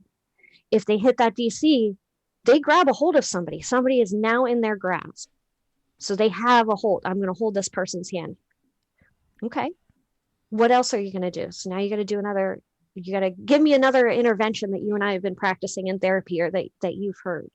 I'm going to close my eyes and I'm going to take a lot of big, deep breaths. I'm going to do some mindfulness. I'm going to remind myself that I'm safe and that I have a person that I'm holding on to. Cool. I'm going to lower the DC again. And suddenly the fog sooner or later will start to dissipate. Right? The lower the DC gets, the more active they become in participating in therapeutic interventions, or they start doing things a little bit differently, they're going to start seeing some positive things happen. Some not necessarily positive reinforcement because it's still really heavy, but they're going to see some change in the character and what they're getting. So I use a lot of mindfulness. I use a lot of cognition changing. So we do a lot of stop thinking stuff. I do a lot of feelings check-ins. So I will ask as the DM, like, well, what is your character feeling right now? So you just woke up and you have this new voice in your head that's telling you, don't move, just lay here. Your adventuring party doesn't need you. They're better off without you. How do you feel with that? How does Joe Schmo the barbarian feel about that? Um, and it kind of challenges them to like identify it. Like, well, this feels like when I experience my depression or when I'm having an experience with depression. Um, and it kind of gives them this space to be like, okay, so normally I just wouldn't get out of bed. Sometimes that's the answer. And the longer that they do it, they'll start to realize, okay, that this is becoming more and more uncomfortable. The fog is getting heavier. And now it's heavy on my chest. Well, now you're not just doing constitution saves, but you're doing strength saves, maybe, or wisdom saves for your mindset. Maybe you start to lose a little bit there, or whatever that looks like. So you utilize these therapeutic techniques in very kind of, I hate to use the word insidious because it makes it sound sneaky, but kind of insidious ways where they don't realize that they're participating in healthy coping skills or healthy communication styles, or they're doing any of these therapeutic things, but they're thinking, okay, well, I can't punch the fog. I can't punch my way out of it. I can't magic spell my way out of it, because that's what we all go to in D&D. I'm going to firebolt the shit out of it until I can see a light. Okay. Yeah. Good luck. Yeah. You're going to have to try something different, right? Yeah. Now, in a regular game, if something like this were to happen and it didn't have any sort of therapeutic implication, the GM has the ability to say, yeah, you throw a firebolt out there and you light a tree on fire and now you can see. For me, I'm looking to see if my players and characters are participating in those therapeutic interventions. Right. What does that look like for them? How are they feeling through it? And the whole 9 yards. That's incredible. For something you were making up as you went along, that was pretty good. Yeah. Well, I feel like I've heard something similar to that somewhere, but I was just going with, I feel like I mean, I don't remember who or where I would have heard that. That's good. No, but it's a great metaphor to dive into the comparison between, how you can help cope with certain therapy points and in-game events and stuff like that. What, as much as you can share, because I don't know exactly what is protected by doctor-patient confidentiality. What does an aha moment look like? And have you specifically, I'm wondering, have you had a moment where you're working with a patient and they instinctively do all of the appropriate things that someone who isn't afflicted with their trauma or their what you're trying to work through would do, and you've been like, well, there you go. And how they reacted to that. But how does all of that look? So I'm a big fan of, we said positive reinforcement earlier, but I'm a big fan of like when characters start participating in things that we know we're actively working on in a therapeutic setting, when they start participating in those healthy behavior changes and those cognition changes, and they're trying the different communication styles, or they're addressing all of these things, and they're making grounds, I think it's important to reward that, right? So in those aha moments of like a character connecting, like, oh, this experience that she's setting up feels really similar to my depression or to my anxiety or to my anxiety or whatever. When they finally kind of connect what's happening, and then they start to go with it and they start to practice it, I reward them. because that's so important. So a lot of the time, like, not that you have to have anything going on in your life to go seek a therapist, but people don't normally go to therapists because like they have a lot of really great things happening. They need those safe spaces to explore the bad things. So when they have those safe spaces and good things start happening in them, well, then it's important to acknowledge their change. It's important to acknowledge the work that they've done. It's important to reward them in some way, whether it's verbally or as the fog starts to lift and you're holding your partner's hand, you're going to look over to them and they're going to be holding out a plate of blueberry cinnamon rolls and they're going to say, that was really strange, like you were sleeping really deeply or whatever, and it's not going to be what you thought it was, right? So there's some sort of reward at the end of it, whether it's an emotional reward or I give them money or gold or jewels or whatever, they complete the task. um, it becomes less about what I wanted to happen and more about, okay, well, now they're doing it, so we've got to change the storyline. Um, and that's part of the reason why I kind of like Monsters as a Week so much, is because it gives the characters a lot more freedom and that ability to be like, hey, this is what we're doing, and then kind of moving through that. Did Tyrant freeze or is he just sitting like that very still? We're gonna find out in a second. I think he did freeze. Oh, there he Oh, goes. there he goes. Oh no. Oh, geez. We'll see if he comes back. Let's see. Well, that was a very lovely metaphor. Let's see. Cool. I thought listen, Mr. Rogers' bloodstained sweater, I thought he was also taking it very seriously. I was like, wow, he's like staring very intensely. And then I realized, oh wait, he's not moving.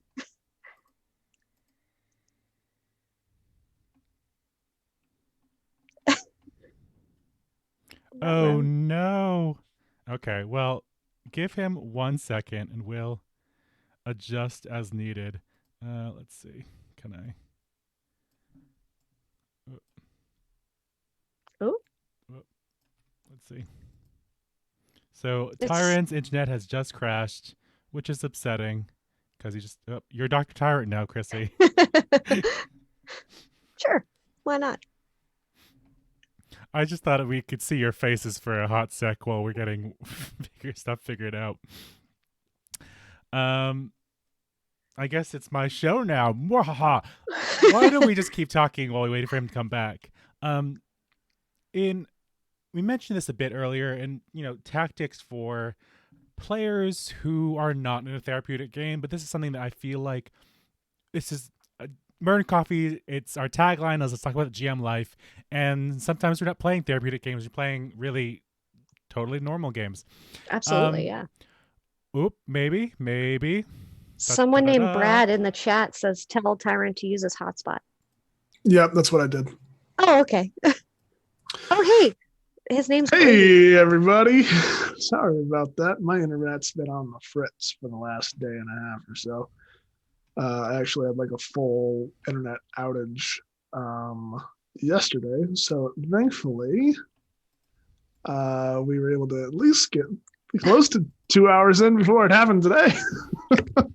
I think we are all back in the right places. Tyrant, you're a bit zoomed in, but I'm just going to leave it as is. There we go.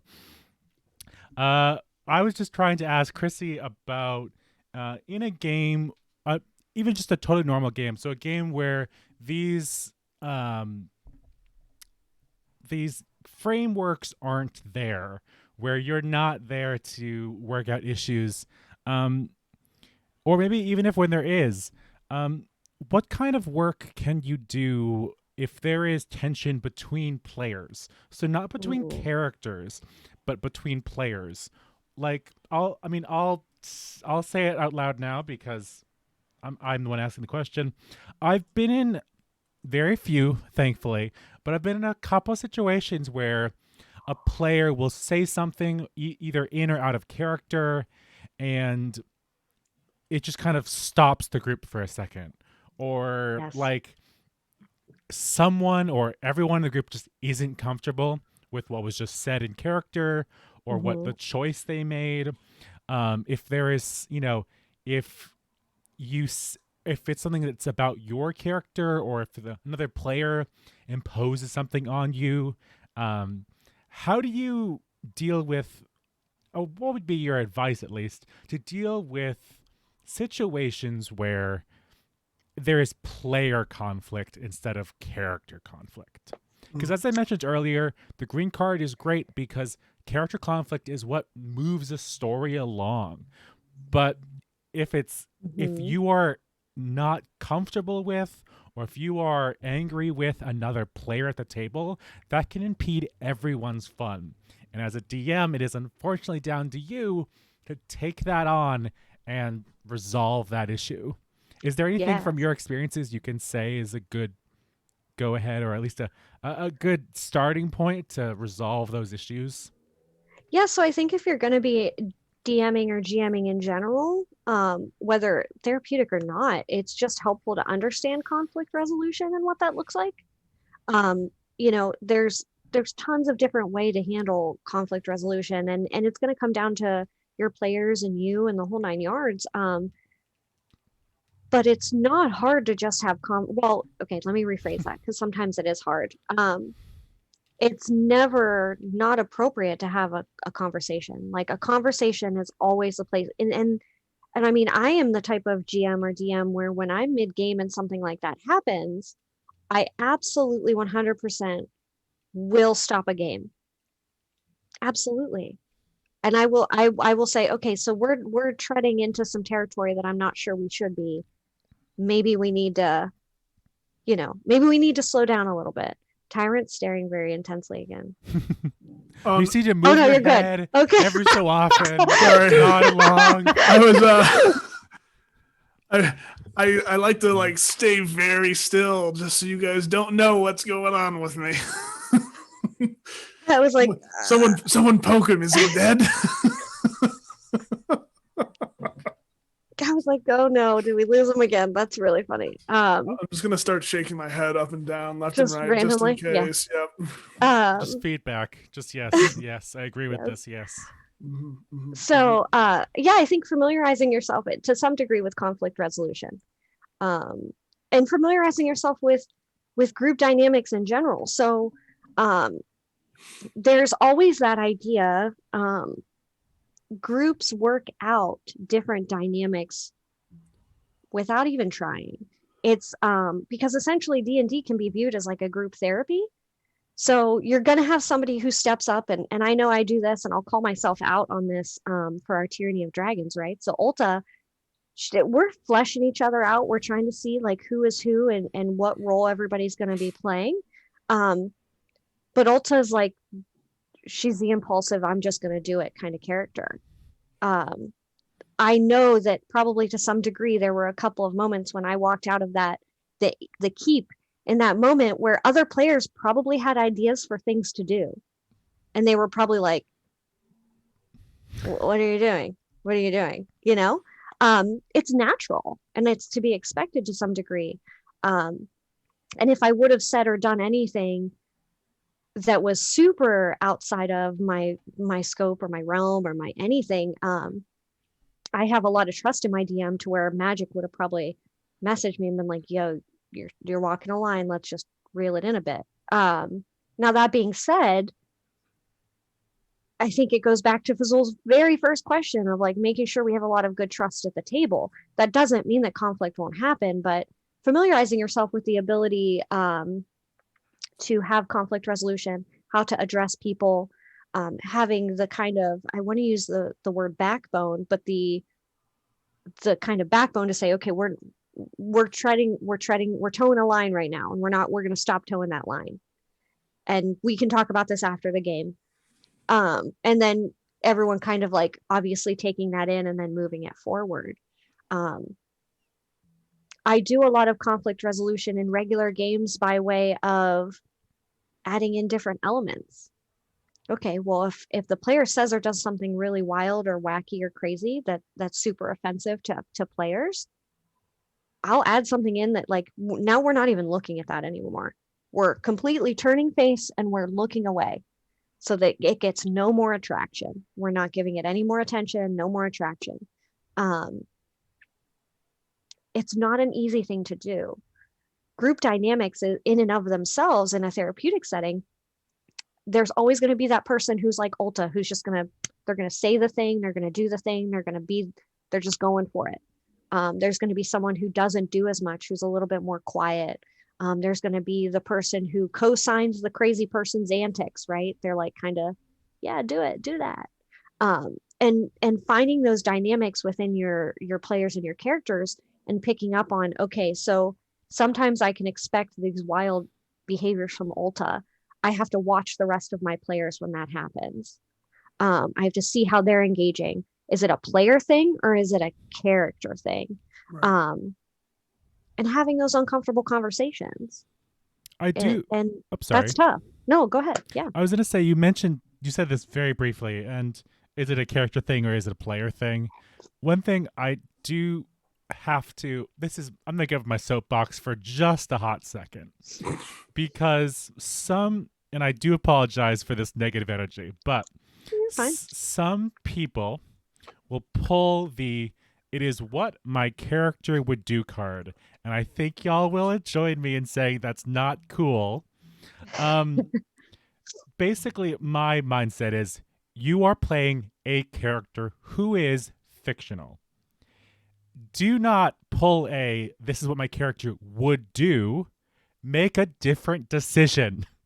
Choose something else. I will say, in the traditional non-therapeutic TTRPG category, if you do have a player, because this is a GM advice show, if you do have a player that is exercising that control over their character's choices, that's fine. It's totally fine, unless you've talked about it beforehand and said this is not fine. Just if they're going to do that and be what some would call a death drifter, it is also okay for you as the GM, if it's not okay with if it's not vibing with your table or the play style in general, it's okay to have consequences for those actions, as there would be in real life for those behaviors. And so it's totally fine for them to say, yes, this is what my character would do. It's also very okay for the rest of the party to say, okay, but if your character's like that, our characters don't want you in this party. Magic said this in the chat, and it's very good. And it's what I'm really intending, but that's what my character would do is fine if you're not using it as an excuse to be an asshole. Like, if you, someone said, or Mr. Rogers said, that's not what my character would do, prevents them from being a murder hobo. Great, but that's not an excuse for the things you're doing. That is a legitimate thing. It's like, if your character wouldn't kill everyone, that's great. That is a character choice. But if you make a character who is just an asshole and you pretend that, well, it's just my character, then you're ruining the play for everyone else and pretending that it's for roleplay. And really, we want to make a story together. We don't want to make a mad dash for blood and guts. Yeah, so I think good job, Magic. Yeah, I think that first off, hey Magic, I love you. I think you're amazing. So he's just the greatest GM. He really is. So I think that says a lot of things. So we're talking about two kind of apples and oranges, right? We're talking about characters and we're talking about players. So if my character would never do this is the excuse that we're using as a player, I think it comes back to that conversation with the GM of saying, okay, so let's clarify what your character or who your character is going to be in this game. If the character is generally an antagonist, Ulta's an antagonist. She is. I'm telling everybody that right now. She's the person who will probably likely make the asshole decision. I don't need to make that a player behavior. I can step back and say, you know what? in this moment, before Ulta does this asshole thing, I'm going to give everybody else in the room the chance to do something different, right? She didn't do that in that first game, and I did that on purpose to see how the players would react, mostly because I do therapeutic jamming and I just wanted to see how they would respond. Um, and that I can't help but have that be part of my player ability, right? Like I do therapeutic things while I'm playing without even realizing I'm doing it. But I try to give them the space to do something different so that I can still respond in character, but not do jerky things. I think that goes into reinforcing the idea that you're on a team. Yeah. And that also comes down to conversations with players as the GM. What's our goal for this game? If we're going to do the Death Drifter thing and we're just going town to town and offing people, if that's the goal, cool.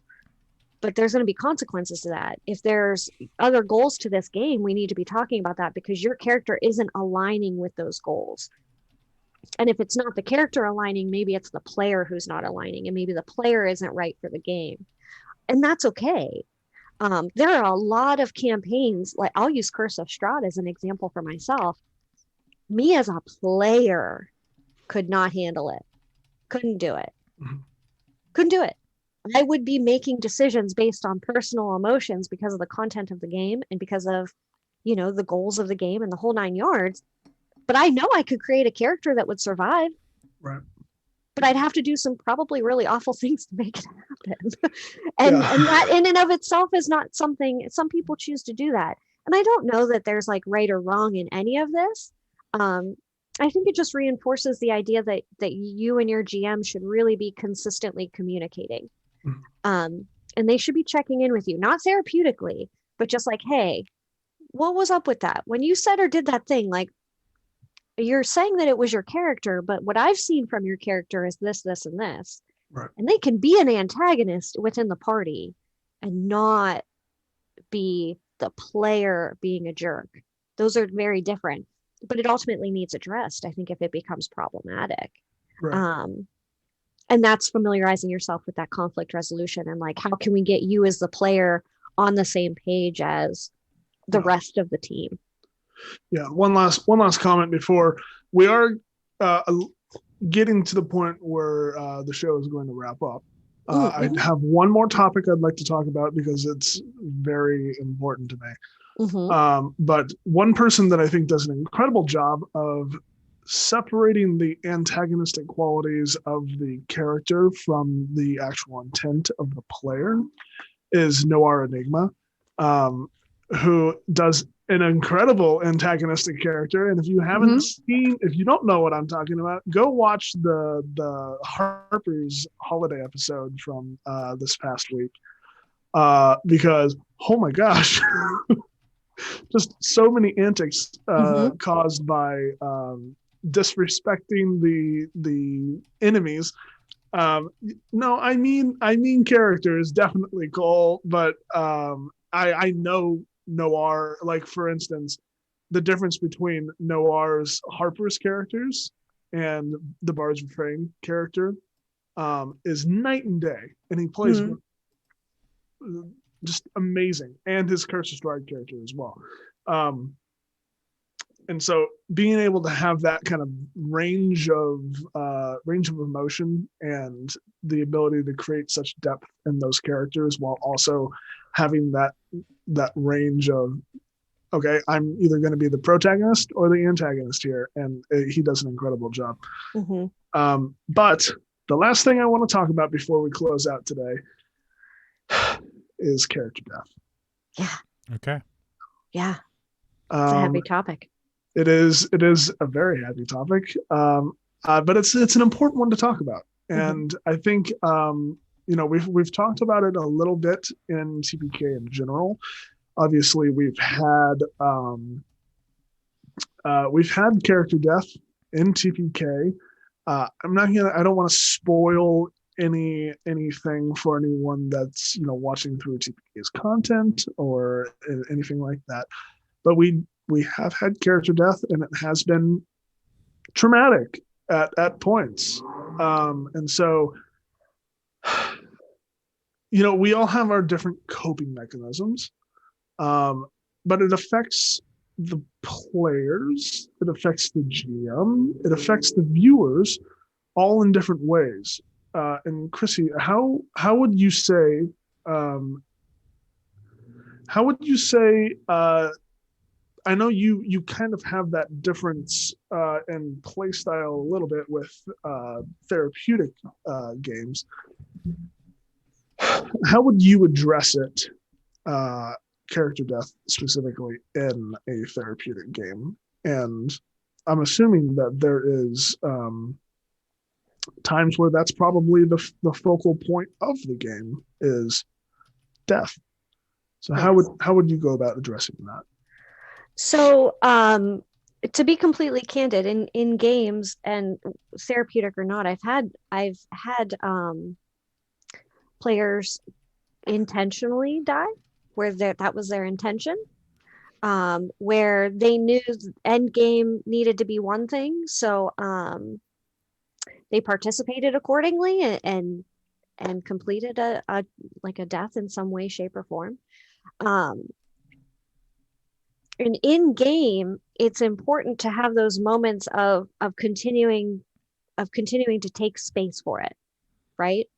And checking in with people. I am hyper vigilant on when talking about sensitive topics like grief and trauma and depression and mental health and all of those things, to continuously checking in on a person, um, the player, not the character, because we obviously can't do that to some degree. Um, how do you deal with it? How do you handle it? I mean, that goes in a million and a half different ways.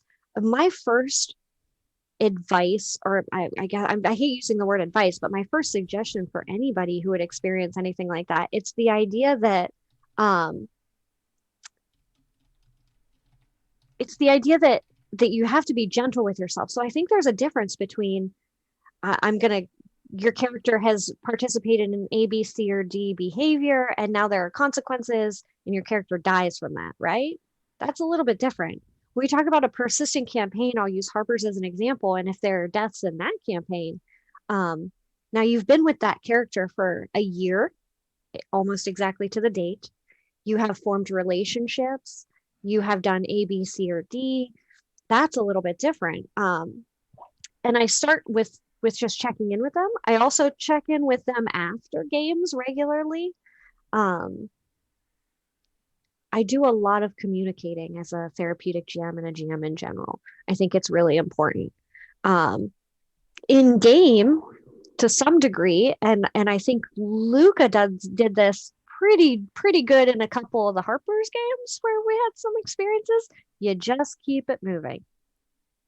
You just keep it moving, because if you don't, um, then it becomes the center of the game, and that's not the intention. The intention isn't to allow a character death to become the reason the game gets derailed in a regular game. We're trying to still get to the end goal, and if that involves a new character, cool. If not, even better.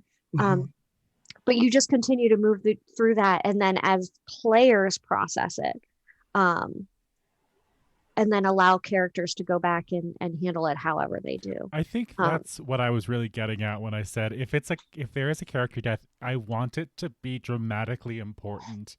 I don't want it to just be the effect of some dice rolls. Yeah, and I think that comes down to the GM or DM, however they play. Again, that's my preference. I'm not gonna say that Cole's character dying into manipulation wasn't great in its own way, but in my preference, I want it to be important. Yeah. I think the kind of the penultimate thing that we're alluding to here is maybe what happened in the Harper's finale. And not only the death itself, but the aftermath of that as well. We had half of the party needing to take a moment, and we had another half saying, hey, we have to keep moving forward. We have to keep moving forward. It was a very powerful moment, Yes. especially when we had that moment of two characters who were on the opposite sides of that argument, who were very close to coming to blows, and another character had to intervene. And it's very, character death can bring on very powerful emotions. It can bring on, and I don't want to say you should use character death as a moment of triumph, Oh but yeah. in the same vein, like you should have character growth from those traumatic moments around you. Yes. The growth, who knows what that'll look looks like. Yeah. exactly. But it's a very role playable moment. It's very it has to be a powerful moment, especially when you've gone in real life year with these characters around Yes. you, and then they're just gone, and Yeah. you have to deal with that reality. So I can say and touch on a couple of things that you said, and I absolutely loved, is that I think that we're talking about two very different things when we're playing a one shot and a character dies. We will never see that character again. I mean, and it's unfortunate and that sucks, and it keeps the story moving. But when you're playing a persistent campaign, or you're doing a therapeutic game where you're going to be with this character for a while and with this party for a while, that's a different dynamic, right? Right. And people lend to grief very differently. Grieving isn't just about the death of a character or somebody or something. Grief is just the loss of the consistently seeing them on Tuesday nights, right?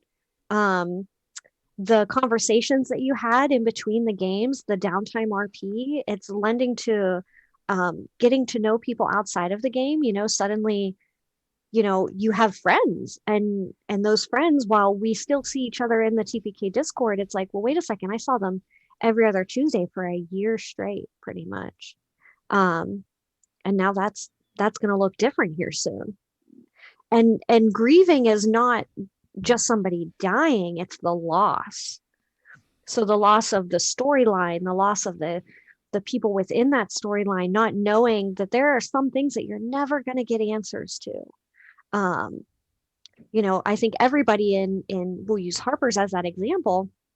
We're like, I mean, even me, I'm halfway through rewatching. I'm, like I said, fangirl right here, but rewatching all of these, and knowing that there are not answers set out for you guys at the end of it, knowing how it ends and knowing that you don't get some of the answers, I'm like, well, what happens? You know what I mean? Like, well, that in and of itself is grief. People want the Harper's players have lots planned after this finale, which is great. Yes. So enjoy that when they come out. Yeah, Yeah. But I do understand what you mean. Yeah. So I'm yeah. You guys are amazing. You guys are going to do a lot of great stuff with Harper's, but using that as an example, when we talk about grief and death, it's not just the dying part. And I think that's important to attend to. I try to make sure I check in on people, right? Like, even if I just like send general messages over in the Discord, like, hey guys, like, the next couple of weeks might be a little bit emotional. You might find yourselves, and I'll be honest, it was interesting after the Harper's last finale, or even the second to last, because it was that 2-part, the Discord was quiet. There was like a very silent lull over the Discord, because we were all going through this like grief of like, man, like that ended. And that ended wildly, and there was just that quiet acceptance, and moving through those stages of grief. I think everybody doing it at their own speed, just at the removal of the campaign itself in that capacity. and we don't give enough credit to grief in that way, and how it can become really intense, and how it can affect the future games, right? So, and what I think one of the things, Tyrant, that you touched on is you're like, okay, so I've played this character for a year and I think I'm going to go opposite now. Wow. I'm excited to see where we're going, right? So like we don't realize like, man, I just did this for a full year. I don't know. I obviously I don't know what you're thinking, but like I don't know if I can do that again. I don't know that I can have that again. I'm never gonna have gruff back again. Like there are all those moments where you're like, so I'm just gonna fucking go the opposite way. Yeah, I mean it's gonna be a shock for sure. I think one thing that's important to realize is that it's not just the players who are losing these characters, but Mhm. we connect to these characters, and that's what we love playing them as. And the viewers do too. I'm sure there's someone out there who loved a certain character because they personally connected with them in some way or the other, and were devastated if they had to go. Um, and even if it's not a death, as you said, it's I don't get to see the rest of, I get to, you're gonna see like one more story from Estelle, and then you're never gonna hear the rest of their life. Mhm. So that kind of like, I don't want to get like let go of this story is a lot. I don't can't worry. imagine being an author. Yeah, don't worry. One of the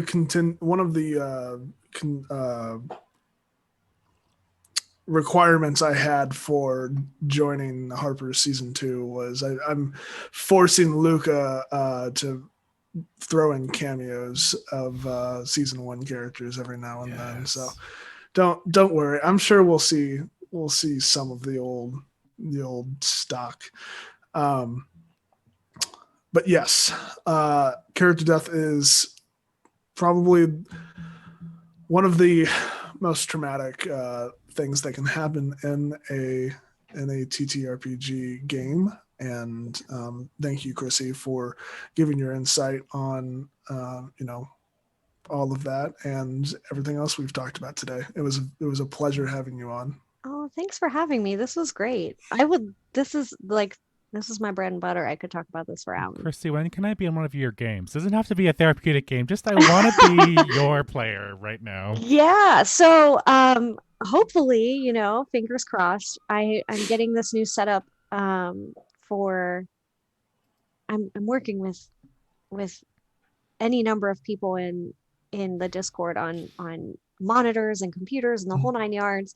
I never really expected quite to get here, but I also am identifying, and that was kind of one of the things that I hope to touch on very briefly and very quickly before we end is identifying the need for this kind of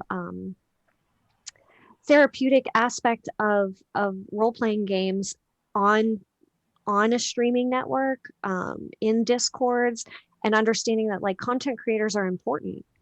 You guys as content creators also need places to go, um, where you're not just constantly having to try to pump out like, okay, am I getting followers, am I doing this, because we're seeing like a lot of, there's a lot of death in streaming.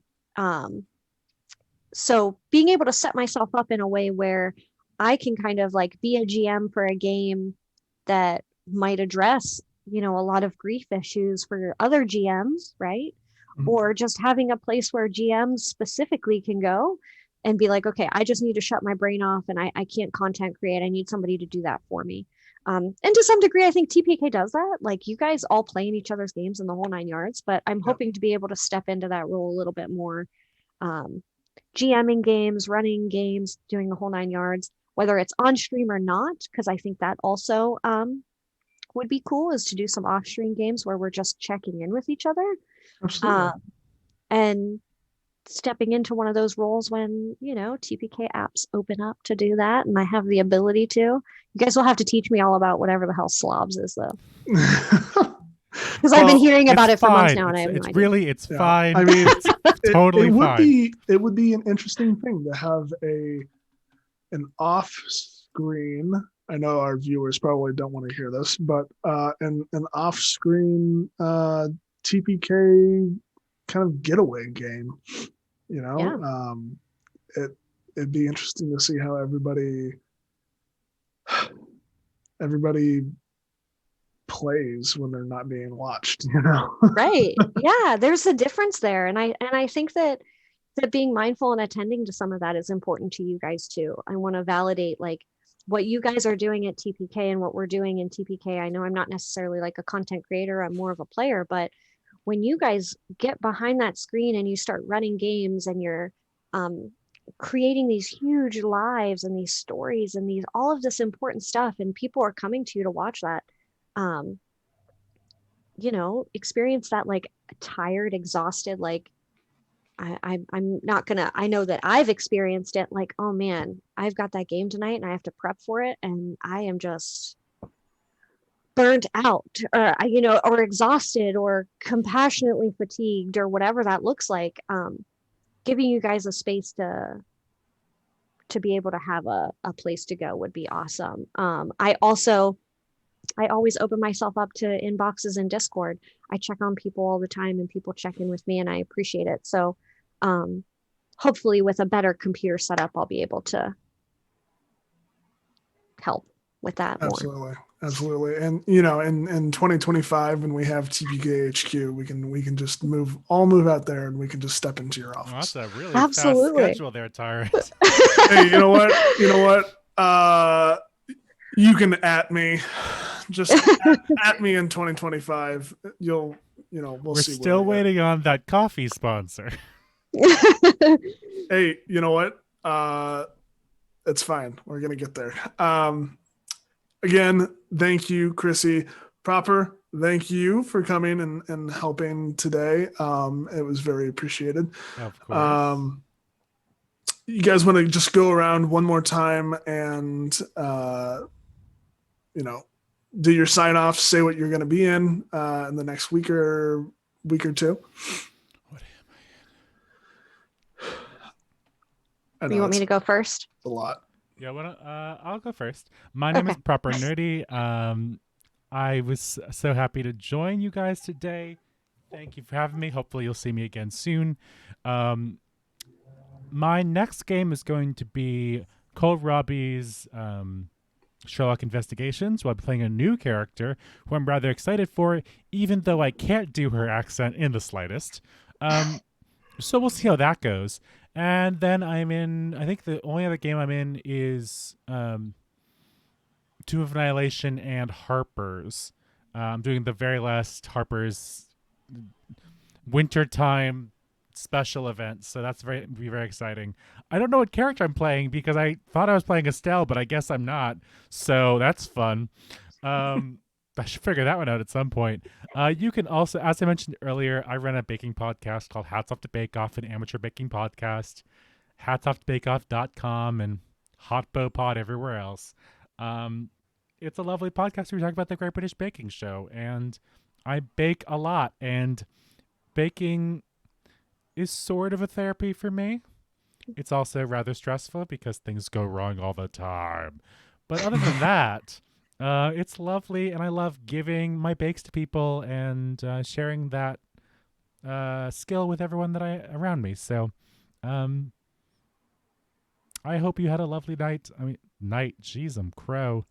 Hope you had a lovely morning and that you have enough caffeine to run for the rest of the day because your man's tired. Chrissy, why don't you finish this up? Yeah. So, like I said, my name's Chrissy. I am a licensed social worker. I am working on about 1.5 million different things. And you will see me actually a lot, surprisingly, this week on TPK. So today, you guys shared your time with me this morning, and tomorrow I will be on Total Party Recap with Tyrant and Sir Heck and Turk accented. Is that how he goes? And then Monday, various Turks. And then Monday, I am also in Sherlock Investigations with Proper and Cole DMing. And then I think Thursday we play Tyranny of Dragons with Magic and Niffer and Sir Heck and Hyacinth and Corndog McGraw, who has the best handle. Like I can't adore that anymore. So you'll see me around this week a lot over at TPK. Check us out in the Discord. You can always pop in. You can slide into my DMs anytime. That's such a weird way to say that. I shouldn't have said it that way. But Hey, Chrissy. yeah, that was a very strange way to say that. But you're always welcome to message me if you have any questions or concerns, if you just need someone to help check in with you. I try to offer that little bit of a service to people, especially if you're in TPK and you are engaged with us. I think it's helpful to have a safe space to go. Other than that, yeah, you'll find me around. That's all. And once again, I have been Tyrant. You can find me everywhere at Dr. Tyrant. Let's see. This next week is as bad of an off week as I get. Tomorrow is Total Party Recap at 7 p.m. PST, I think. Cole, Seems you know wrong. what? Yeah, you know what? You know what we're going to do, everyone? We're going to do a little exclamation point sketch. Damn it, Cole! You got me. Yeah, check the schedule because I don't know how to time. Total Party Recap is tomorrow at 5 p.m. Pacific time. Oh, it's 7 p.m. my time. That makes sense. Yeah, so Total Party Recap tomorrow with Sir Heck a lot, Turk with an accent, or Turk accented, or any of the other multifaceted parts of Turk. And also Chrissy. And we're going to be discussing this past week of content. So if you've missed any of the things that we've had on, such as Blackchapel was canceled, unfortunately, but we had the Harper's Holiday special on Tuesday. We're going to recap the just kind of casual GM chat, I believe, maybe behind the screen, as they called it. Behind the screen. We'll be recapping Roundhouse, Whitebridge, the Star Wars one shot, and this. So also, if any of you don't know, we do have a contest going on right now for Total Party Recap. It is a clip contest. So we, the hosts of Total Party Recap, will be choosing 3 clips at the end of December that the community will then vote on, and whoever wins will win merchandise. Yeah. Okay. That's exciting because I clip a lot. Yes. Me and Phil are gonna go. It's neck and neck. It's neck and neck. But no, what I'm trying to hint at is someone clip things from this episode. But no, Total Party Recap every Sunday at 7 p.m. Central Time and the other various time zones. And then I will also be in, let's see, blah, da, da, da, da, da, da, da, da, nothing until the next Total Party Recap. And then we go into 55 Below Zero, which 55 Below Zero and 6 Feet from Hell, which is David Dudka's or Fazul's next one-shot, horror one-shot based in Antarctica. Which is going to be very The Thing-like, and I am so for it. And then also the Harpers. And then that's basically going to bring us into the new year. Which, if you are missing that good Harper's content, we're starting season 2 in January. Luca, Yes. Are you ready? Are you ready, Luca? Season 2 of Harper's starts January 5th. So be ready for that. Also, Luca's Curse of Strahd, Dark Echoes, starts January 2nd and will be every other week as well. So keep an eye out for that, because that's going to be real fun. Strahd. If Yes. that's all from and, us. there's a Oops, sorry. yes. were I saying? believe that is. I think that